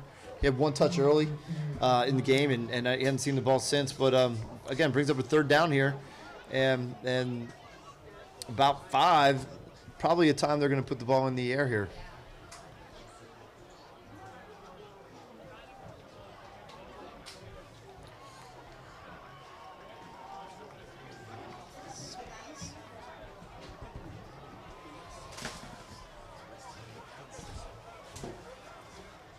All right, so with that second down play, it is 3rd and 5. Kind of a big start here. I mean, you get a first down and keep moving, or Custer's in trouble in the backfield. Reading read that play perfectly, and that is a stop for a 7-yard loss there, Coach. Yeah, I'll tell you what, Reading's defense has played a tough game. Again, if you think about the 21 points Cedar Crest scored, I think all 3 came off of Reading turnovers. I know one was a pick 6, The other one was interception late in the half by Oriole that they scored. And I think, I could be wrong, I think the first touchdown came off of a Logan Oriole interception, setting Cedar Crest up. So, their defense has played tough, outside of being put in some bad situations. Yeah. Eli Beer's punt takes a Cedar Crest roll. That ball was punted in the air only about 30, 40 yards maybe. Kicked it from just around inside his goal line, got to about the 35, 40, and it bounced end over end for an extra 25 yards. So good home field cooking there. Certainly was. I thought, Reading was looking at getting the ball on the Cedar Crest side of the 50, and, with that nice roll, and kind of flipped the field position, as best you could with punting out of your own end zone. Reading has had very little luck running the ball for large chunks. Coach, do you think they're going to keep pounding and try to get 3 yards in a cloud of dust here? Are they going to try to take some shots downfield? What do you I would think they're going to have to start to take some shots downfield. Late in the half, they started to get the ball. Quick little passes out to their guys in space too, which is another way to get your athletes, the ball. Instead of trying to just pound it up in the middle, when I think Cedar Crest has the advantage in my opinion, with the defensive line. So I think they're going to test the perimeter here a little bit, and but again, eventually they're going to start to take some shots downfield to loosen the defense up a little bit. All right, so we do have a new quarterback here for Reading, number 14, Kason Fritz, who was their starting quarterback for some other games, is now under center.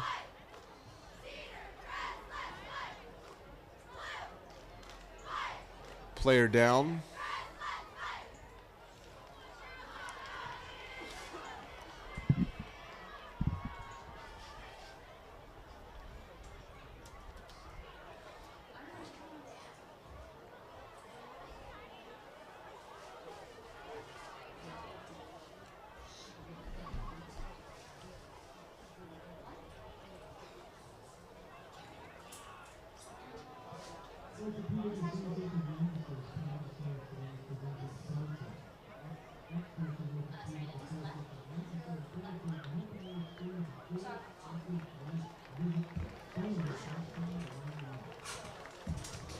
McCaskey player is up and walking off the field under his own power, so always a good sign. Going to bring up 2nd and 12.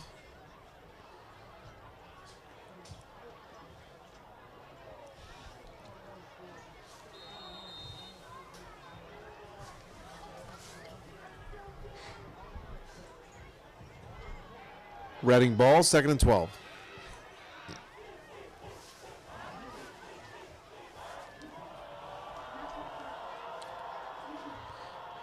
Oh, number 70 just throwing the runner down there. Coach, I think I'm mistaken. Actually called the Red Knights McCaskey there. They got similar uniforms. Yeah, very similar looking. Yeah. You've got the Red Knights and the Red Tornadoes, both black and red. I can see the mistake, Coach. All right, 3rd and 8.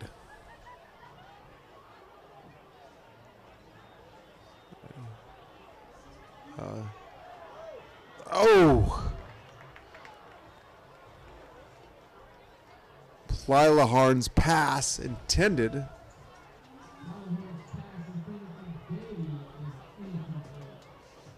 There was one of those down the field, down the field shots that we talked about. Reading have to take here, down 21-0. Yep. Beatty was the intended receiver there. Yep. Looked like he paused for a second. If he might have kept running there, he might have had a chance at getting that one, but good coverage from the Falcons.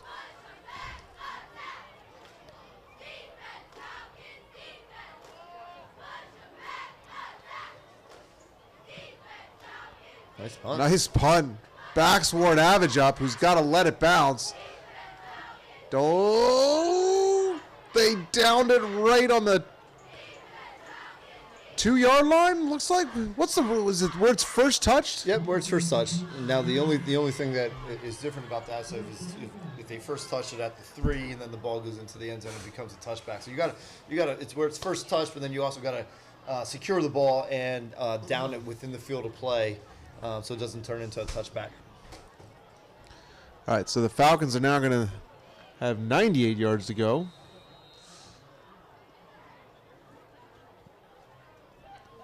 I'd like to see a 98-yard drive here. Yeah.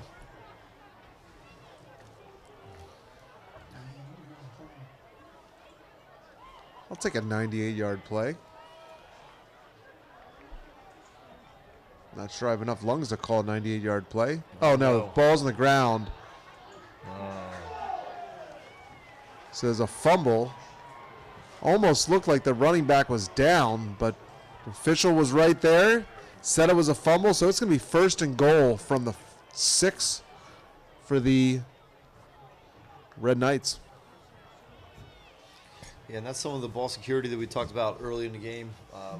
With the wet field conditions, wet ball, all the ball handling stuff becomes super important, and turning the ball over inside your own 10 to see what the defense can do here. They've been really good in these situations all year long. Number 14 looks like he could have a nice pursuit from the Falcons. Number 14, Fritz, didn't have anything coming to the right side, cut it back, and looked like he had space for multiple Falcons. Yeah, I agree. They almost came out of nowhere. It looked like, it looked like he had some room. It looked like he was just going to walk in there and pursuit from the defense. Still got 3 yards. It's second and goal from the 3. Hand off to number 11. Looked like there was a hole there. So you got him. And we got a touchdown call from the far official or far line judge. Touchdown, Red Knights.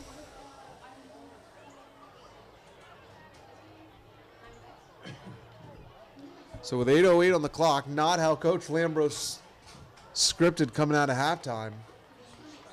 No, getting the ball at a half, getting a decent return, a penalty, putting yourself back deep in your own side of the field, and then of course a turnover, which led to the Red Knight touchdown. Extra point is good. Number 31. Jandre Guzman with the extra point.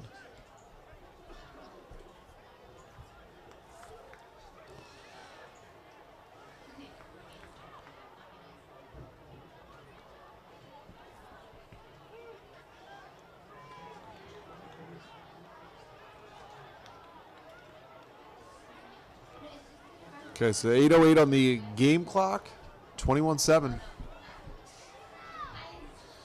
Falcons up. Let's look here for a big return here. Again, we got 2 explosive players in Tirado and Zimmerman back deep to return the kick. Let's look to get us set up in some good field position here and put a drive together and answer Reading's score with a score of our own. Coach, what do you like from the specials team? Do you like your runner to just get north-south? Do you like him to try to find a space in the wall? Is it just kind of up to the returner? Well, the special teams coordinator will have some type of return set, whether it's right, left, or middle. So looked like the last time Cedar Crest was trying to set up a wall to the left. And again, that comes from film study and the week of practice, putting in whatever type of return they have here. So last time they came to the left side, let's look to see if they try to do the same. A little squib kick. Picked up by 35, the up back Eli Beard. Now, on a play like that, you'd like to see just get north and south right away. Yep. Looked like 35 was trying to get to the wall, and in doing so, gained maybe about a yard because he was running east and west as opposed to, getting up north and south. So, that, again, some high school kids, right, and just a learning something to learn from right there. It'll be on tape, and they'll coach him up, and Glad to see that was covered. I watching the game last week at Wilson. Looked like Wilson covered a kind of a shorter kick. Yep. And I'm sure, again, coaches are so good in their film study and preparing for games, and they saw that last week. I guarantee Redden saw that last week. So like we're gonna try and use it, right? You know, it's a copycat league, and you know, and if you see another team use it and it works, you certainly try to use it yourself. First down play went about a yard. 2nd and 9.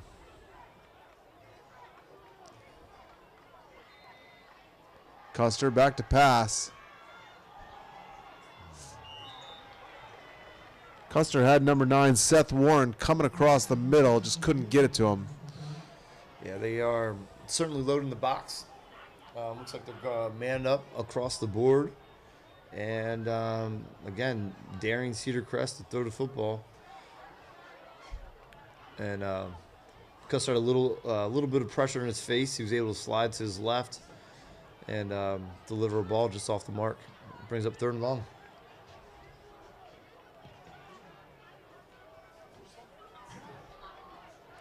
The other thing they could do here, you know, again, with all the pressure that Reading is bringing right now. Deep ball from Custer. Oh! Cameron Tirado had a step. Number 2 from the Red Knights, Jeremiah Kamara, made a nice play. Custer almost had him. Yeah, just slightly underthrown. Able to let the Red Knight defender get a touch on the ball right as it was coming into the hands of number 6, Cam Tirado, and brings up a 4th down. I like the shot. I like taking the shot. Eli Beard with the punt. Bounces this time. Takes a Red Knight bounce and settles just inside the 45-yard line of the Red Knights. So it'll be 1st and 10. Red Knights, 21-7. We got a football game here. There were some people out there that didn't think this would be as close as it is, and yeah, we got a good one right now. We do, I'd say that I was guilty of that myself, just looking at the scores from previous games. And, you know, I will say this.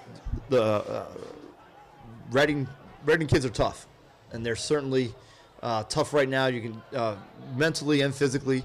It would have been easy for them to be down 21-0, kind of throwing the towel and you know, head back to Reading with a loss. But that's certainly not in their DNA. And you know, you can certainly see the fight they have in them right now. And again, like you said, we're in a football game, 21-7. They have the ball with 2nd and 4 at midfield. We got a flag. Yeah, we got Another illegal procedure. Yeah, it looks like the running back was moving before the snap of the ball while the receiver was in motion. 2 men in motion is illegal procedure.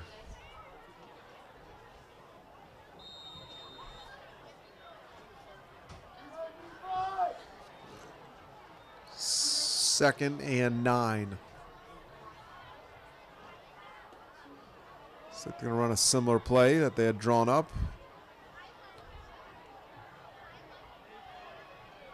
Whew. 14. Fritz steps up, doesn't go over the line of scrimmage, throws a nice ball.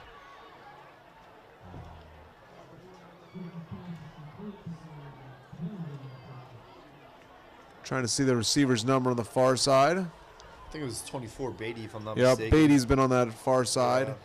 Good catch, but we got a hold, Coach? I think it was legal man downfield was the initial call I saw from the official. Okay. And again, that happens a lot. You get a quarterback that scrambles out. The offensive line, you know, doesn't know if he's going to throw it or not, and sometimes they get past that 3-yard window that they're allowed in their in a passing situation. A little good luck for the Falcons there.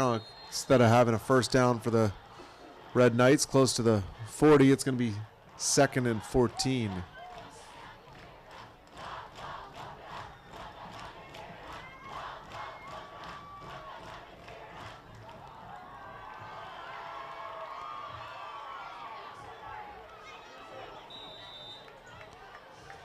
Number 14, Fritz on the keeper.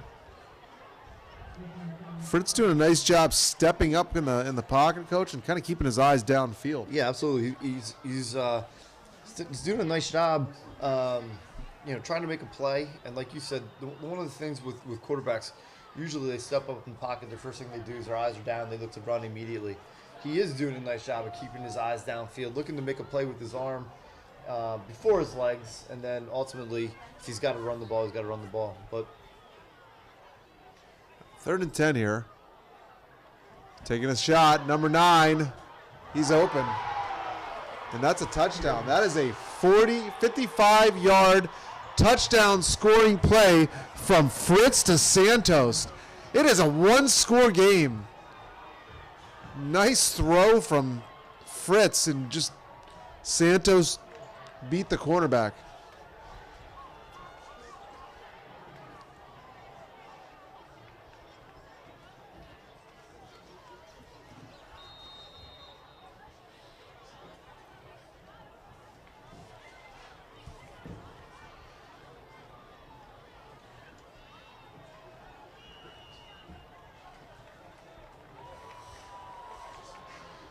The extra point is good. And with just like that, it's a 21-14. yeah, I'll tell you, Reading's come out.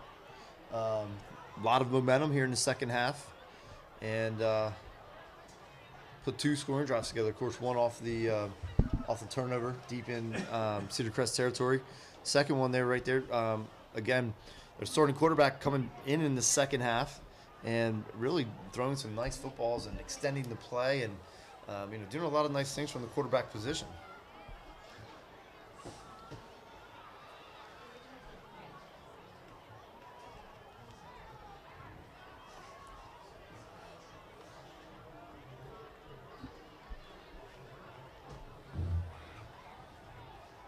So with 5:47 on the game clock, it is 21-14 Falcons. We got a heck of a good ball game going on right now in South Lebanon.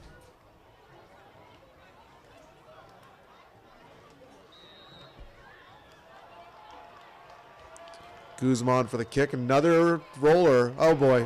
Oh, boy. So the up man for the Falcons had the absolute right intentions to fall on it, but it bounced off his chest, and a Red Knight just scooped it right up and fell on it. It's going to be Red Knight ball, 1st and 10. Unless he pushed it out of bounds. Let's see, what do we got? Yeah, it's, Coach, I think it's Red Knight ball, huh? I think so. Yeah, I think so. They're giving it to the Red Knights here, and again, momentum's a crazy thing. Momentum is a crazy thing, and Reading seems to have it all right now. Oh, Fritz going nowhere, number 70. Tell you what, Tristan Long was a squared circle away from just a suplex there. Yeah, sure was. Looks like he's bringing some of his wrestling technique Yes. into the football field here. This is a big series, obviously. 21-14 for the defense. They've been on the field most of the second half and just been put in not so good situations. So see what they can do here. If they can get off the field here and force a 3 and out, probably 4 down territory for Reading if I'm guessing here. But big 2 downs coming here, I think. If Fritz's pass there for about 4 yards to number 5, Idris Weaver. Trips to the near side. That's a design run from Fritz. He might have got it. It's going to be close to a 1st down, huh? Real close. Looks like you're going to be short if we're going by the top guy has him a little short. Looks like it's 4th down here. Uh-oh. Definitely punting here. I'm sorry. Definitely Going- not punting yeah, here. going for- Definitely yeah.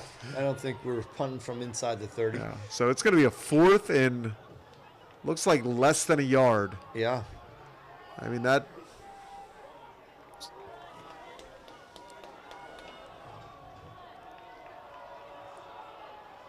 I don't think they got Oh, it. that's Oh, extra second effort. push. I'll tell you what. Garrett Starr, he had him in the He did a backfield. fantastic job of seeing the hole, filling the hole, and just that last second effort. I think he got a little bit of help from an offensive lineman, pushed him forward. But man, did a really nice job of seeing the play and filling the hole. If it's Starry versus Laws there, I'm going to take Starry all day long. But then you add an extra offensive lineman. And Yeah. I don't care who you are. Tough for one on when it's 1-on-2. All right, 1st and 10, ball in the 28. So we got an officials timeout here. It looks like I don't think I saw anyone from either sideline calling a timeout. So you got the reset the play clock there, maybe. Yeah, maybe that's what it was. All right.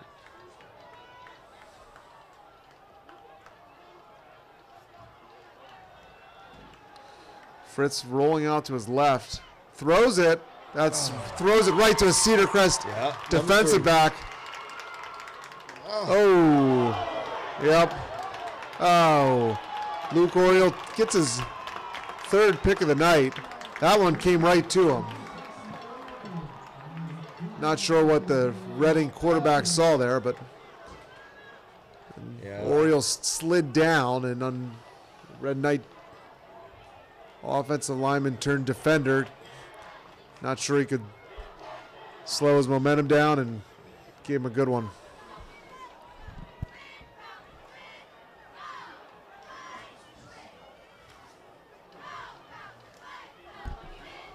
Nice play. 3rd interception of the night, hat trick for Luke Oriole. And I'll tell you what. Rare interception hat trick. Oh, an extra flag there. Another flag. If I had to guess, I would say this is on the bench of Reading. Yeah. Maybe it's going to be a sideline warning. Or maybe it will be a personal foul. Yep, sideline warning. Sideline warning for both teams now, looks like. Yeah, it looks like maybe there was just a misread there on that. Yeah. Because there was not a receiver. The only receiver there was Oriole in that area. Very good. Oh, here we go. Tirado. Oh. Nice job. There was a lot of space out there for Cameron. Gets a 1st down. Much needed 1st down. Yeah, very good. I'll tell you what. And again, that's what's open right now. They are loading the box. They are putting as many guys as they can into the box to stop the run, and getting the ball out quick to the perimeter. Is what Reading's giving up right now. And I think Cedar Crest needs to continue to take that. Again, that's what you got to do. Take what they give you. And little pitch there to 17. A lot of flags. That's how Zimmerman scored the 3rd touchdown, was that quick pitch the quick throw to the flat.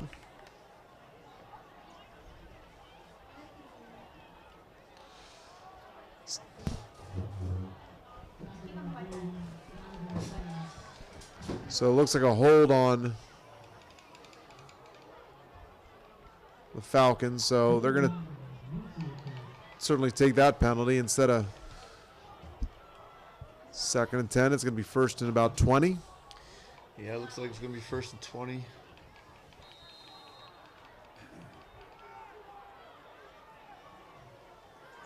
Again, those are killers, putting you behind the sticks.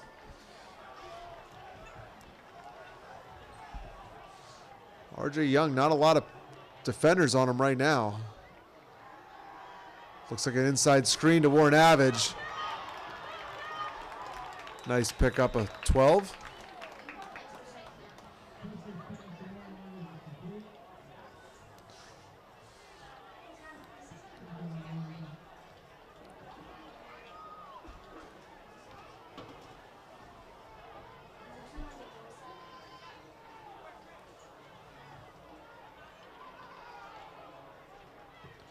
So 2nd and 7. Yeah, good 1st down play after the penalty. Get themselves in 2nd and manageable. Again, this is right where you want to be. Entire playbook is open. Good screen call against this aggressive defense. Little pitch to Zimmerman. Zimmerman does a nice job of pulling that in.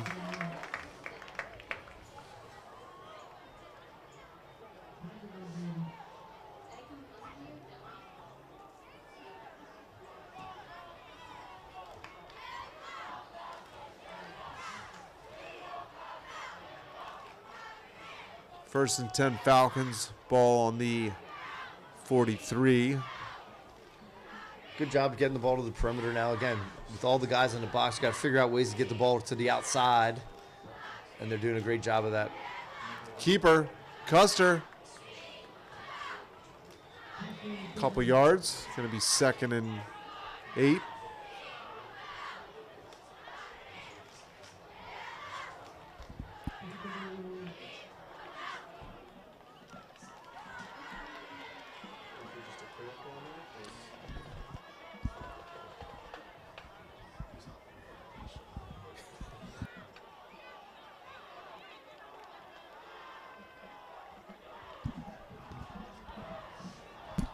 Second and 8. Inside handoff to Zimmerman. He is quick when he gets through that first hole, Coach. He really is. I'll tell you what, he's got great vision, great feet. Runs very, very well with his eyes, sets up his blocks. And once he sees the hole, he creases it. And like you said, he has some great explosion when he decides to go. What we haven't been able to see today yet is his breakaway speed that he does have. And again, oh, good break of a tackle. First down Falcons on that Isaiah Zimmerman run.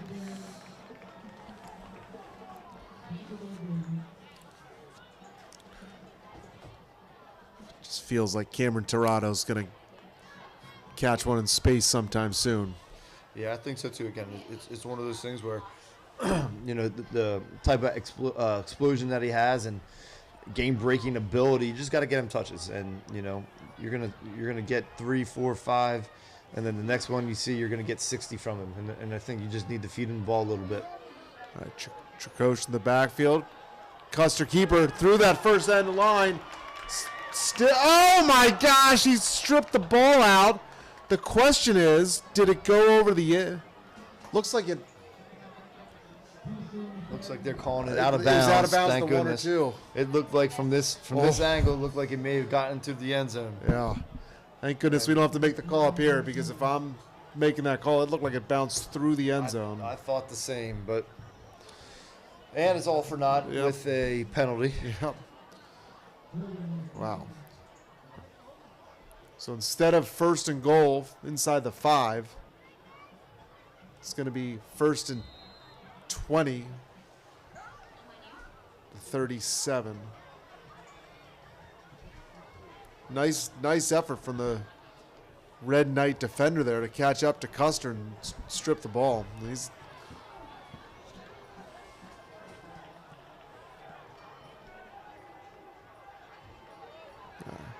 Swing pass to Zimmerman. He's got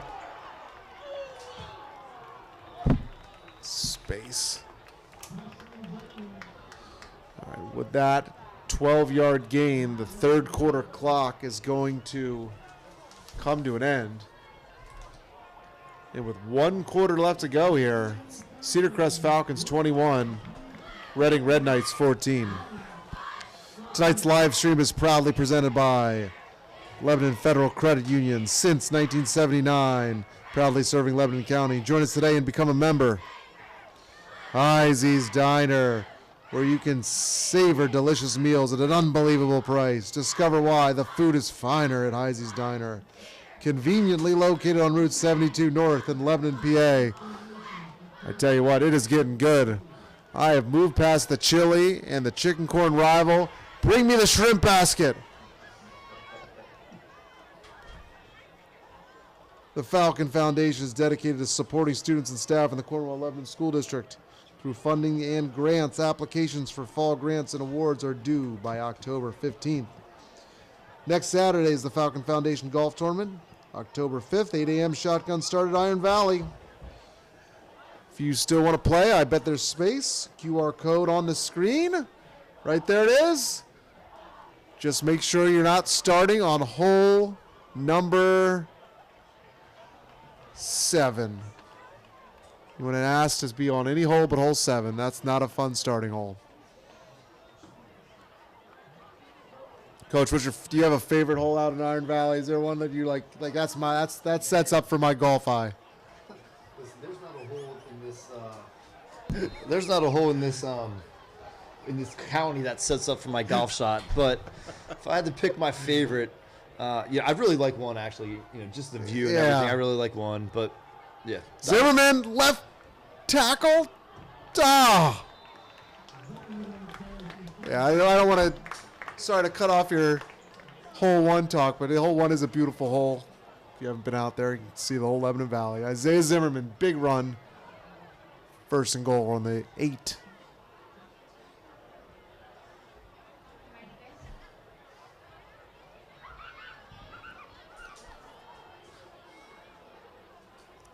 Early in this half, I think we were thinking if the Falcons can punch 1 or 2 in, we're going to have this game in hand. Now we're just hoping to punch one in to make sure we're not in a situation where real tough things start happening. Yeah, I agree. Custer. Oh! That's a heck of a late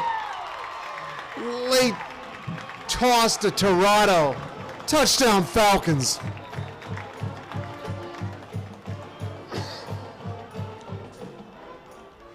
Nice job. And that's the one thing with this offense. I think that we need to continue to do a job making them defend the entire 53 yards side to side with the speed that they have, with Zimmerman in the backfield, with Custer, pulling and in that case pitching to Tirado. Again, I think it's just so difficult to defend the athletes that they have when we are using the entire 53 yards side to side. Yeah, for sure. That was a play that, Custer held it back because they were keen on Zimmerman. Custer made a nice move and looked like might have got a yard or two, but just some good field awareness, some good sense to pitch that ball out to Tirado. And then I think one thing that did go maybe unrecognized at first was the long stalk block that I think Jack Warrenavich had out on the perimeter that was able to, execute the pitch and then still be able to get into the end zone. And again, that's a difficult block when it's that long. A nice job from the other 8 guys in the field blocking for Zimmerman, Custer, and Tirado on that play. We got an official's timeout.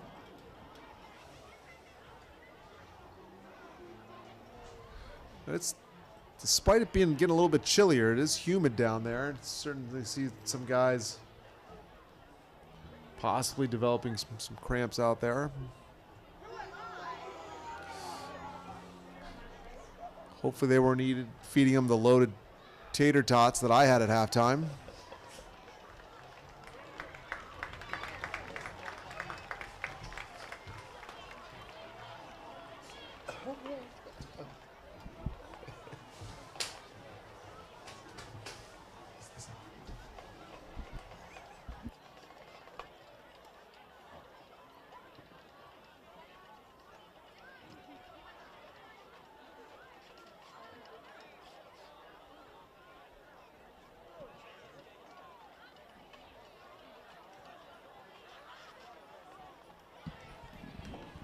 All right, ready to take the extra point attempt here. Bowman to go 4 for 4 tonight. Warrenavich on the hold. Kick is good. With 11:45 in the game clock, it's Falcons 28, Reading 14.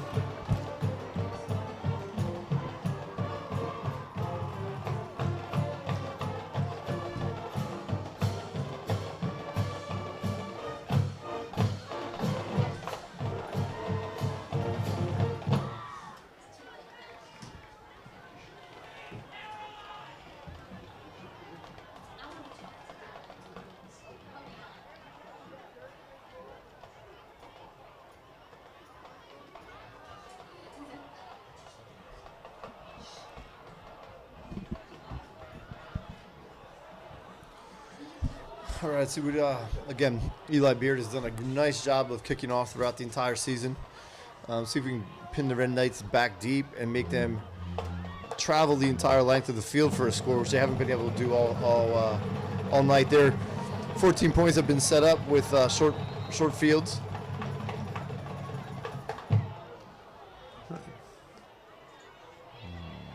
right, Red Knights take it. Looks like Beatty gets it up to the 25. Nice hands from Beatty where that ball took a bounce and handled it. That was 59 Christian Simpson on the tackle. Nice open field tackle on an elusive athlete. Cheerleaders throwing some T-shirts out there from, you know what, I take that back. Could be some multiple sponsors in the back.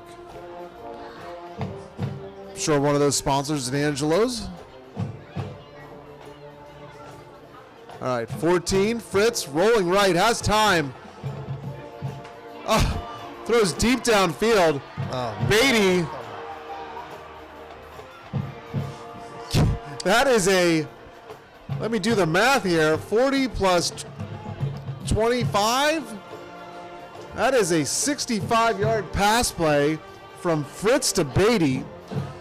Beatty came back for it, pulled it in. Yeah, I'll tell you what, heck of an athletic play coming back at high point in the ball and then able to make a run after the catch.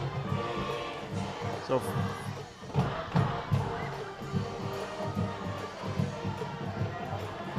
that is a first down run for about 9 yards. It is now going to be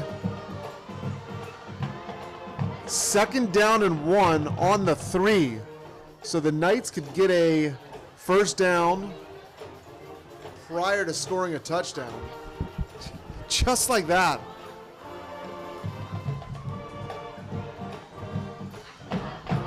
Ooh. Fritz is thrown down hard. Not sure if forward progress got him anything, so it's going to be 3rd and 2, 1.5. Yeah, it looks like 3rd and 2. Nice play again by Tristan Long. Again, I'll tell you what, he has some aggression when he tackles, doesn't he? Yes, he does. 3rd and 2 here.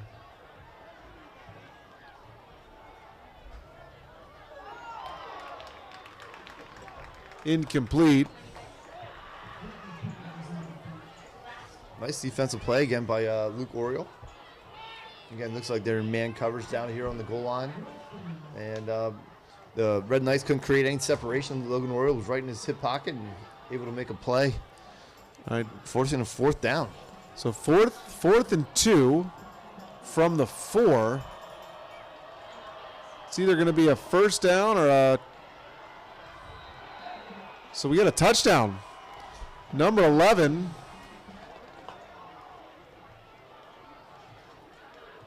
Off right tackle, scores.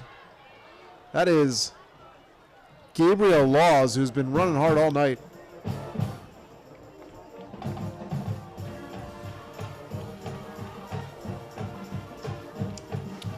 Tell you what, there's certainly a lot of fight in this Red Knight team. No quit at all. You know, that's the way to answer a touchdown, right? 4 plays, come down and score a touchdown of your own. That was a high snap. The holder got it down, but just wasn't clean, and kicker got it up, but was blocked by some Falcons on the line. So extra point is not good. That could be a big extra point. Right now it's 28-8. It's definitely big extra point. You know, it's still a 1-score game, but the Red Knights would have to execute a 2-point conversion to tie the game if they were happy to score. You know, and Cedar Crest not. So definitely a huge extra point play right there, and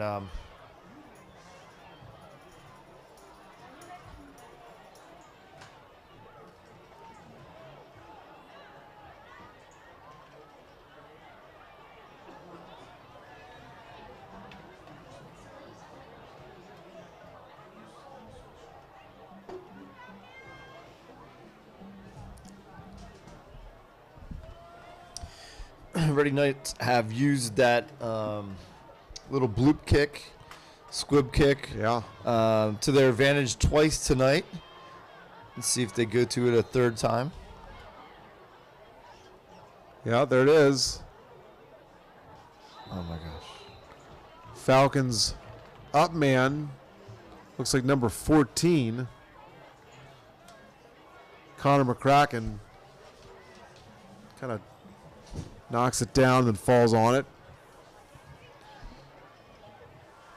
So I would imagine that, we'll see this quite a bit throughout the rest of the remainder of the season when you got such explosive athletes in the back returning kicks, and when you struggle to field those short squib kicks or pooch kicks.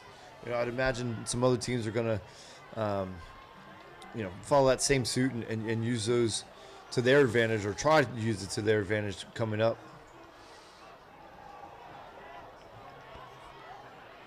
All right. So Falcons 1st and 10, ball on the 38. First play is a pitch out wide to Cameron Tirado for 3, maybe 4 yards.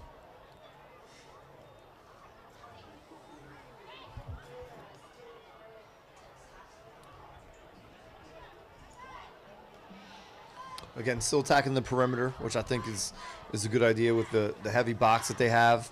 And looks like they're starting to bring some linebackers and start blitzing some linebackers. Really coming up and challenging their wide receivers. All right, so flag before play even got off. Looks like I think I saw a Offsides on Ready, and it looks like it might have been on the cornerback who was up pressing, playing press coverage on the wide receiver, was just lined up in the neutral zone at the snap of the ball.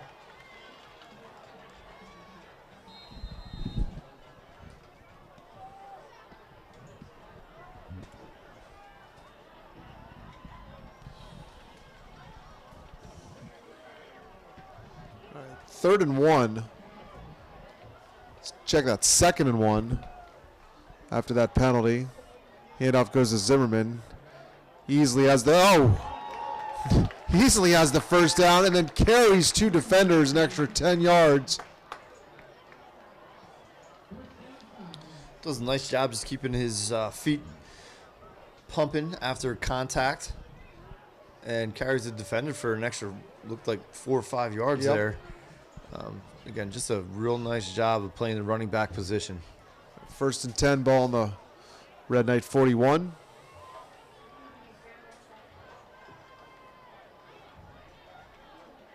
Zimmerman got 12 yards before even being touched. First down, Falcons. Yeah, this is definitely time of the game where I think you feed him, and as you can see, he's really fresh, and they're taking him to the sideline right now, though. Okay, most times we've seen Tricoshin, we've had Custer's held on to it. Gives it to Tricosh. Come on, Josh. Nice run.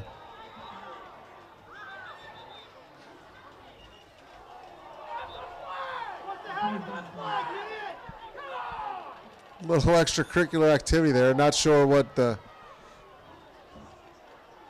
coach. I kind of looked away there, but doesn't matter. It was a hold before that even occurred. Yeah, this is about the I don't know, what, 3rd or 4th holding call against Cedar Crest tonight.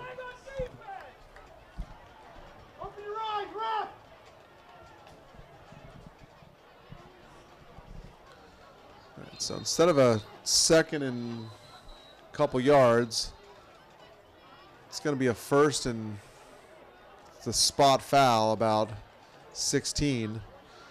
Reading takes a timeout. I believe that is their first timeout of the half. I think so.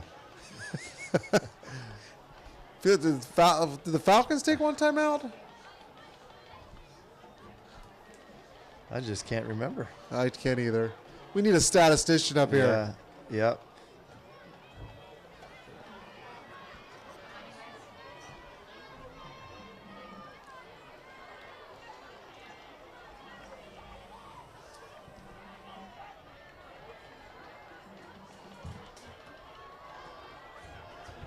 think, knowing Mr. Hassler, I think he could probably add it to this nice little thing Yeah. he has here that he could keep That's a track good for us, point. I think. You know, our broadcast video does so many things wonderful. Why? Listen, we got the time, we got the score, we got our sponsors on the screen. 1st and 17 on the screen. Let's get some. That's. They're telling us if we can keep track of the timeouts, we'll put it on the stream. That's. Oh, Custer, wide open, Warren Average. Touchdown.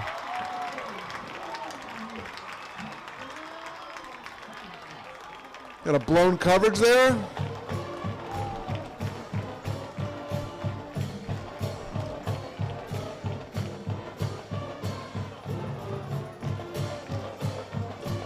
Yeah, definitely blown coverage. Looks like they ran just like a fake wide receiver screen, and the receiver turned up, and there was a blown coverage, and Custer was able to hit Warren Average. He was wide open. Not a ready night guy in sight. Touchdown Falcons, and Coach Lambros was fired up out on the field as number 77 had his looked like had his helmet taken off. Extra point from Bowman is good. Nice job by Cedar Crest to answer there. Yep. Redding's touchdown drive.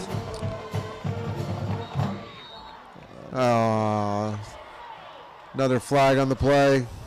Looks like some more extracurricular activities. Coach, this is the type of time of the night when, you know, if the game's going this long, it's normally I sometimes put blame on officials for throwing the card, but I don't think that's the case. It just this has been a long game. Yeah. A lot of stoppages, Yeah. a lot of incomplete passes and out of bounds, and A little longer halftime because of a homecoming as little well. longer halftime. Yeah, it's We're going to have to find somebody to buy us breakfast at Heisey's Diner tomorrow morning, because anytime the game goes past 9:30, somebody owes us breakfast. You know what, Mr. Dissinger, you know who it should be? Maybe it should be Mrs. Boger and Mrs. Lutz, the homecoming court. But even that 5 minutes, I don't think it's going to make a difference, the extra 5 minutes. Yeah, I think we're gonna go well by 9:30.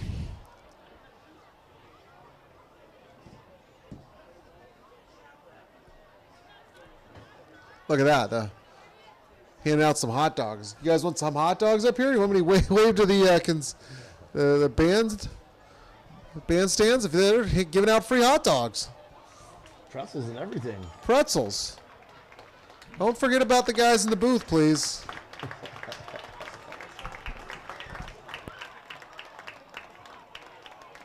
If only there was a person in the booth next to us that had access to the stadium microphone to let the band concession stands know that people in the booth would appreciate a snack. If we knew somebody that could do that, that would be nice. I won't name any names. Joe Gates.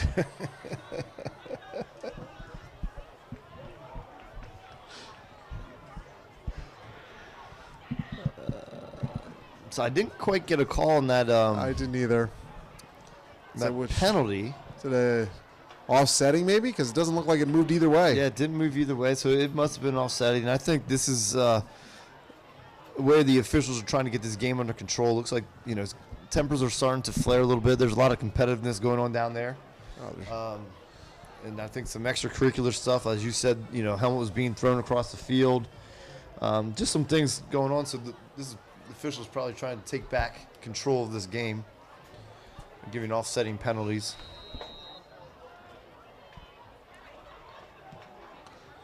Nice kick from Beard. Beatty takes that just inside the one. He has there's a flag, but I was about to say Beatty has nowhere to go when about 7 Falcons had him surrounded, and he found a way. Some more flags. Oh, another flag. Nice throw from the official on that flag.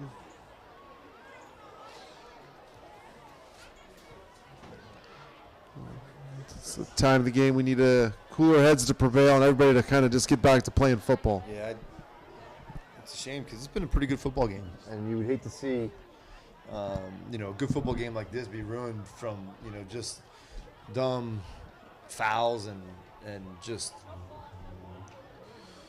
unsportsmanlike conduct. So, you know, hopefully both coaches can grab their kids and help the officials get the game under control.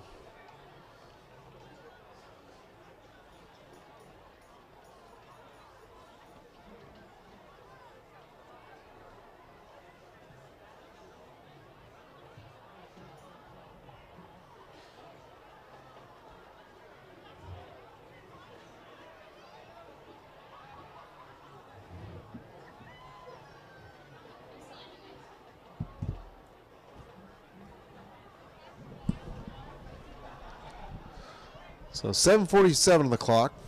Coach, this is a good time to let you know. I don't know if you know this. I student taught in a Reading Northwest Middle School.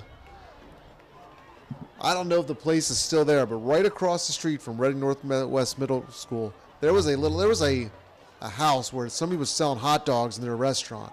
It was one of the best hot dogs I've ever had. It was across from Northwest Middle School in Reading City. This hot dog, the lady sliced it up, put some bacon in the middle and cheese on the top. It was fantastic. We'd go down there every Friday for some hot dogs. What's that? Yeah. I can't even tell you what the name of the restaurant is, so they don't have to pay us for any free advertising right now if they're still open. That's got to be 25 years ago, so hopefully they're still running, selling those delicious hot dogs. Picked it up. So I tell you what, they waved off the flag. I thought there was going to be a hold somewhere in there, so it's going to be 1st and 10 Reading, ball on the 44.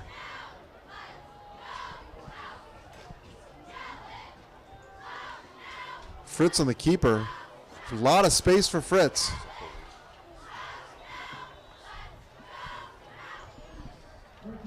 Kai Speaks to be on the tackle there, I believe. Yeah, it looked like it, number 2.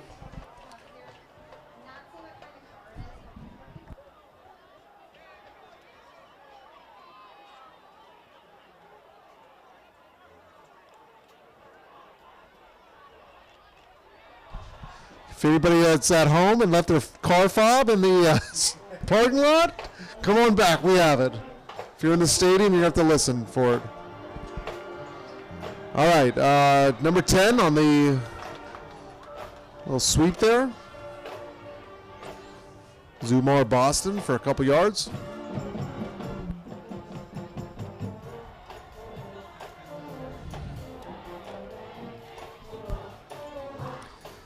See if the defense can get off the field.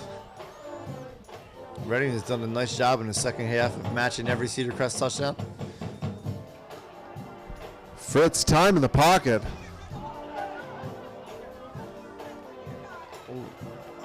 Connects with number 9, Jared Santos. Certainly this seems to be a favorite target of Fritz.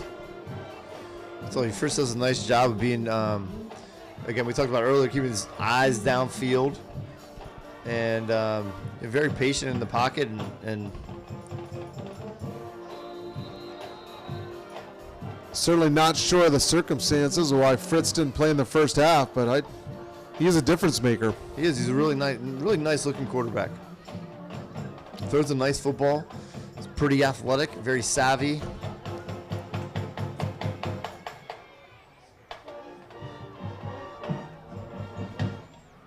It's 2nd and 7. Fritz to number 8. Very nice open field tackle by number 7, Caden Tirado. Khalil Samuel. It looked like he breaks that one tackle right there. And you get a lot of room to run. Tirado does a really nice job of making the tackle and hold him to a short gain.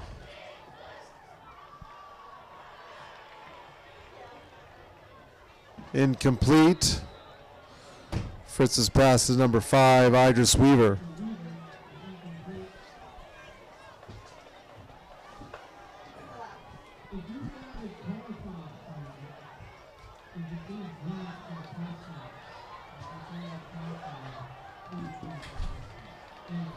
Okay, 4th and 4 here. This is This could be the game, Coach. This is a Yeah, this is certainly huge game, huge down in this game. Turnover on downs, get the ball back to Cedar Crest. They can bleed the clock. Down 2 scores. I think he got it. Close. He slid. Did it look like he's? Oh man, I don't know. It looks like it might be turnover on downs. It's close. I can't tell from up yeah, there. it almost looks like he spots it right on the. Falcons are pointing like it's a turnover. It is. And it is. Oh. And I couldn't tell if our defender pulled him back or he tried to. Did he slide or did our defender pull him back?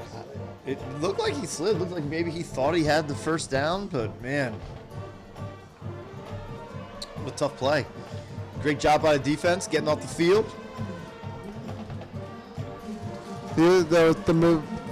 The Red Knight offense is staying on like they have a first down, and the officials are just pointing like it's the Falcons' ball. Yeah, so it's a turnover on downs. Yeah, it's certainly almost 4th down, so.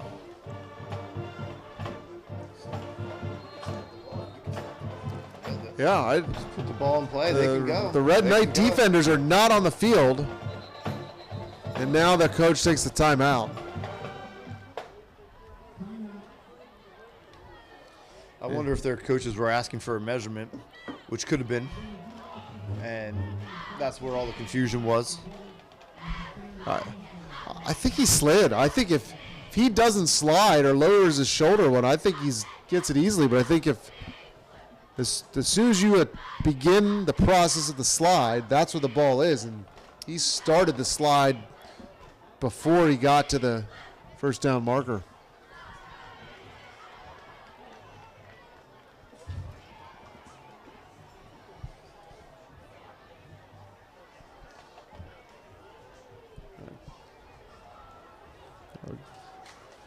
All right.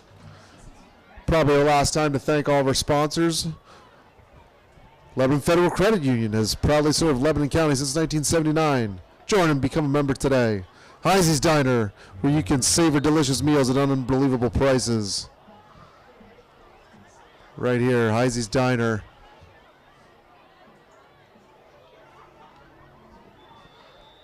We need like a Heisey's Diner play of the game or a Heisey's Diner athlete of the game.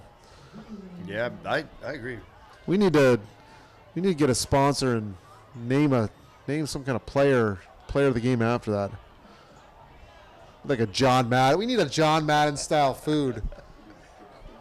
Yeah, we don't need a turducken. We need, you know what we need? We need like some like the Meat Whiz loaded fries play of the game from like our delicious concession stands, extra like bacon and cheese mixture that they put on top of stuff.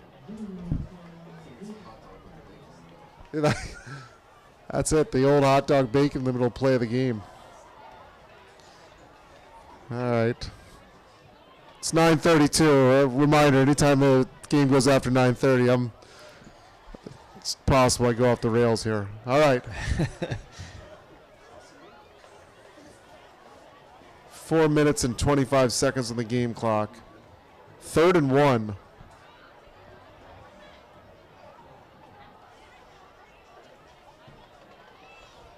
Get up, get up, get up. That's a first. Close. Let's get a measurement. No, a flag. I don't know. I didn't see what happened late, but.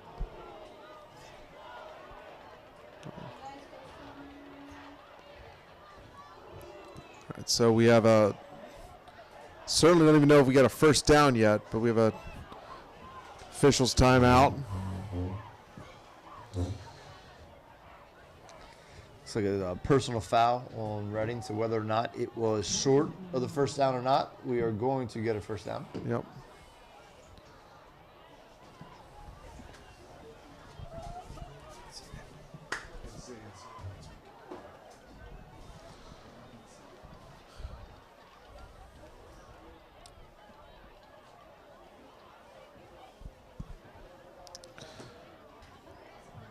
Always the Falcon Foundation is dedicated to supporting students and staff.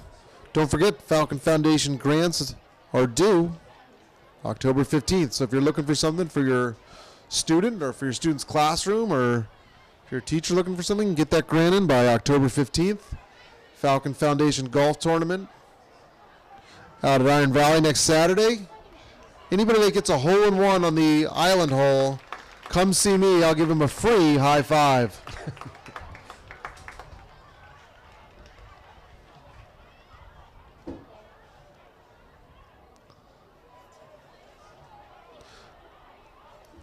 As the fourth quarter winds down, I've said it once already, but I can't say it enough. Big thank you to the Cedar Crest High School live stream team that brings you live sporting events and football every Friday night for a home game. They do a tremendous job.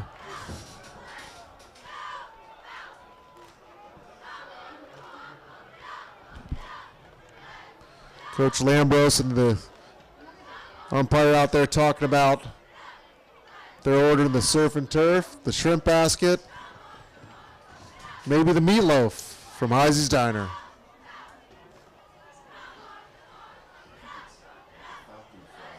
Falcon fries, the Falcon fries, that's what it is, with the extra cheese and meat whiz out there.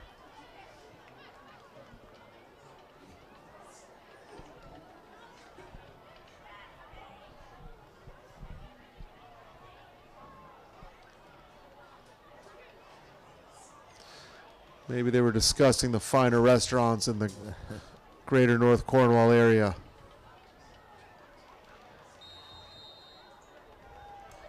All right, 1st and 10. Keeper for Custer. A lot of space. Stiff arm.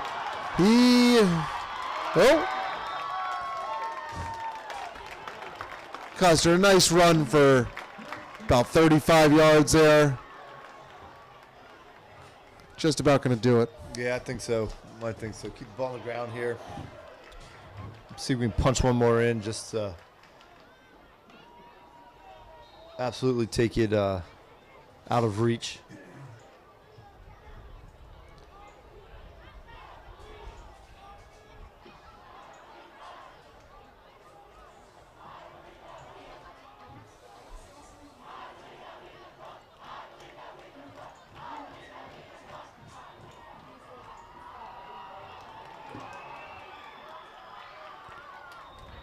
Josh Trakosh. Good hard run.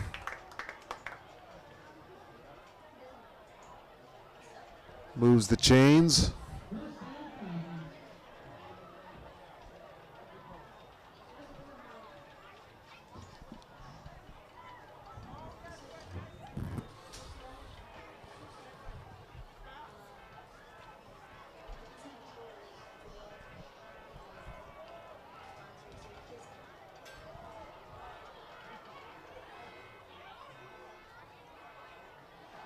No, good going. Josh Trakosh again in the carry, moving forward. Nice little run there. Yep. 3:15 on the clock.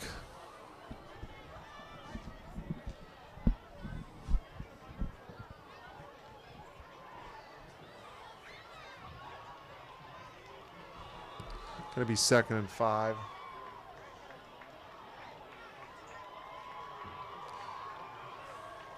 Cedar Crest offense doing a nice job using the play clock, taking it down, bleeding this clock, and I think they'd like to just put one more in, get out of reach, and use all the clock as they can. It's gonna bring up 3rd and 4 or 5. Oh no, another flag. All right, what's the flag on that? Is that gonna? Not sure. It came from the back judge. Holding, maybe. It's on the Falcons here.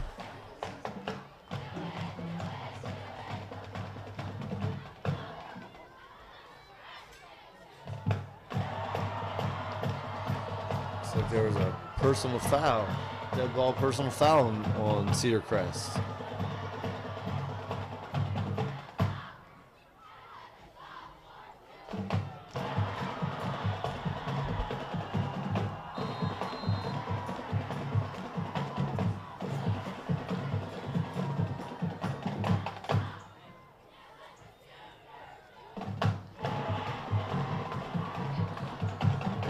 Okay, 3rd and 20.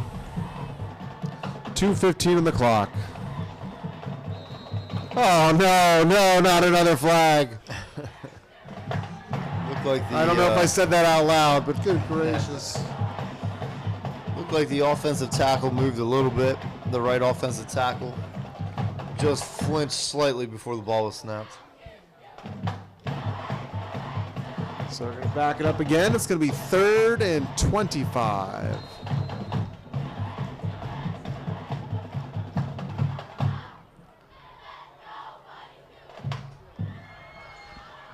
Nice job from our cheerleaders and student section. They always bring a lot of energy to the football game. Student section full. Great job from Falcon Nation. And this is Boger's cheer squad. Looks like Isaiah Zimmerman just ran over about 3 defenders there. So it's going to be 4th and long. 1:30 on the clock. Pretty sure the Red Knights are out of timeouts. Yep, so they'll be able to snap the ball here with about a minute to go in the game. 4th and 18. Are you trying to get a first down here, Coach? You're just trying to run this and get... They're probably gonna keep the ball on the ground. I mean, that's what I think. If they would pass it again, it's incomplete. The clock stops, but the clock would stop either way on the turnover down. So really, they can do what they want here. But if I'm Cedar Crest, I'm probably just putting the ball on the ground, see what I can get, and throwing your defense out there to defend for the last minute. All right, minute or 2 on the clock. Just about wrapping this up. Who do we have next week? It's Manheim Township at home? Yes, Manheim Township at home, yep. That will definitely be a good test. Yeah. Township currently undefeated. Of course, not knowing what they did tonight, but I do know that they've played a very tough schedule, and they've really survived the schedule. And 48-0, they're winning tonight. Won tonight. Game's over. Maybe they started their game earlier. I don't know. Maybe we're the only game that starts at 7 o'clock. All right.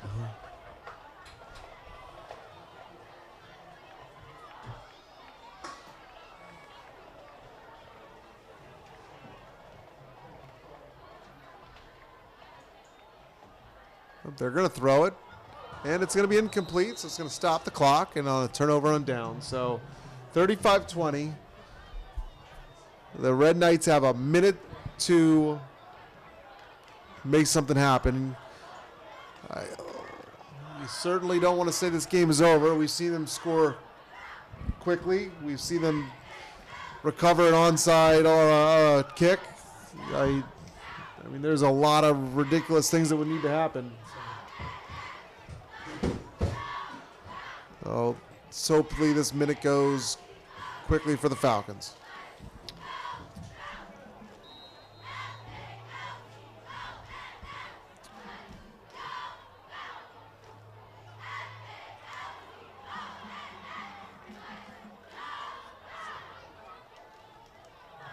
Fritz steps up. Looked like he was past the line of scrimmage there. Yeah. Flag does come up. So that'll stop the clock. Says that's a loss of downs, and is it yardage too, or just a loss of downs? And I think it's definitely yardage. yeah. So with a quarterback was over the line of scrimmage there, so it's going to be a second.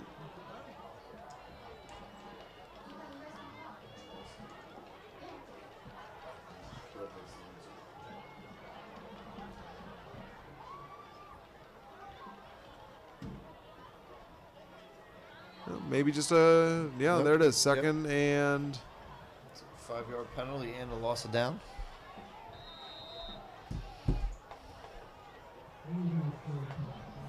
All right. Oh, then that are we gonna get a Garrett Starry touchdown here? We sure are. Or somebody else? Get on No, the the ball's going around. Who is coming up with this? And it looks like touchdown. Is that another Landon Klein touchdown? I think so. After, look at that. Looked like Garrett Starr was going to be there for the scoop and score. Ball kept getting bounced around. Landon Klein picked it up. If you had 2 touchdowns for Landon Klein on your bingo card tonight, you win automatically. Nice job. It almost looked like Redding just wasn't ready for the quarterback wasn't ready for the snap because half the kids in the field didn't move. Yeah, they just let the ball go. That was one of the strangest things I've ever seen in a football game.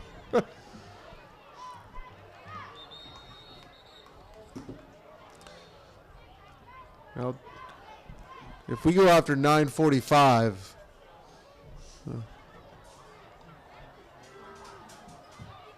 not only do we get Heisey's diner breakfast, but they're going to start having to buy us lunch too, Coach. That's right, yeah.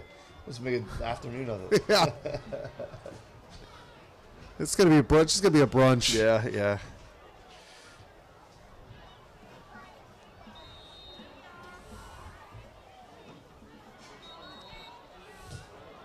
Tell you what, the student section is not left. The band is still here. The cheerleaders are still here. And I have no idea what's going on in the field right now. Can we just down the ball and finish up this game? I'm not sure what is going on. They've just run in their 3rd holder. I don't know why. Custer's now holding. Yeah, Custer's now holding. The officials sent Warnavich off. Then they sent, I think it was Tonio Torrado off. He's number 16, yep. And the kick is good. As long as that. hopefully didn't kick Jackson's hand there, and should be good.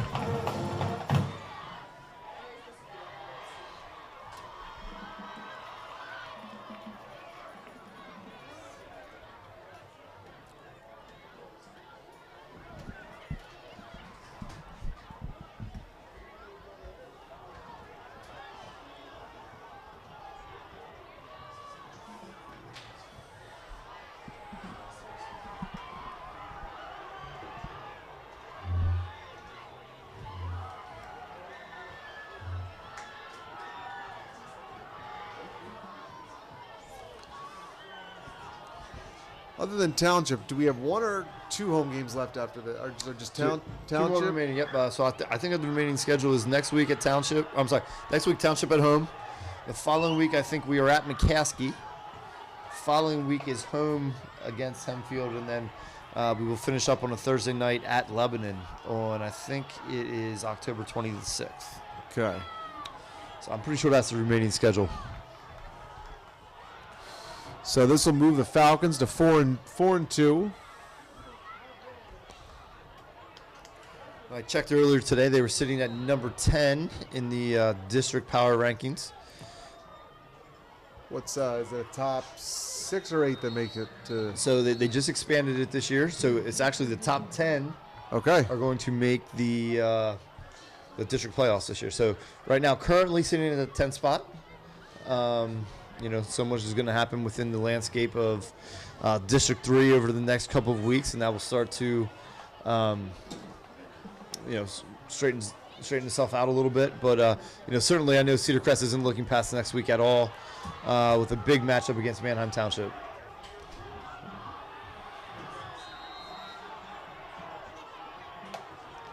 All right. So with 27 seconds on the clock, it is 42-20. What are we doing? Oh, geez. All right, I think at this point it's can we shake hands and the get ball out on? of bounds? Yeah.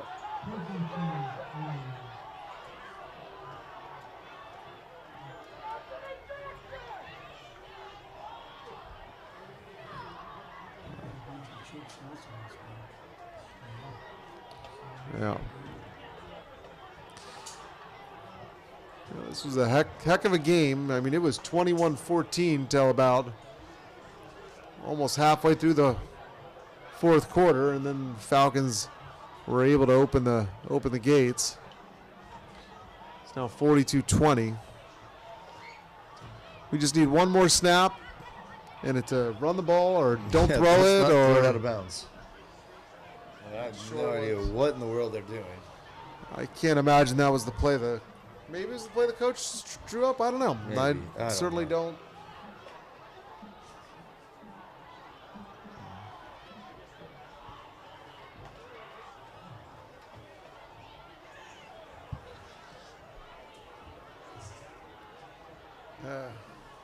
Tell you what, one more throw out of bounds, and then I am gonna send the bill for Heisey's breakfast to the Reading Yes. Reading High School coaching. District, yes. Yep. staff. There it is. And they're gonna No, take a knee. Thank goodness. And that will do it. So at the end of a long night, homecoming at Cedar Crest. Falcons 42, Reading 20. Thanks for tuning in. We appreciate everybody's hanging in there. Thanks to our sponsors, Lebanon Federal Credit Union and Heisey's Diner, the Falcon Foundation. We will see you next week for another home game. Have a wonderful night. Coach, great job again. Take care. Thank you. Have a great weekend.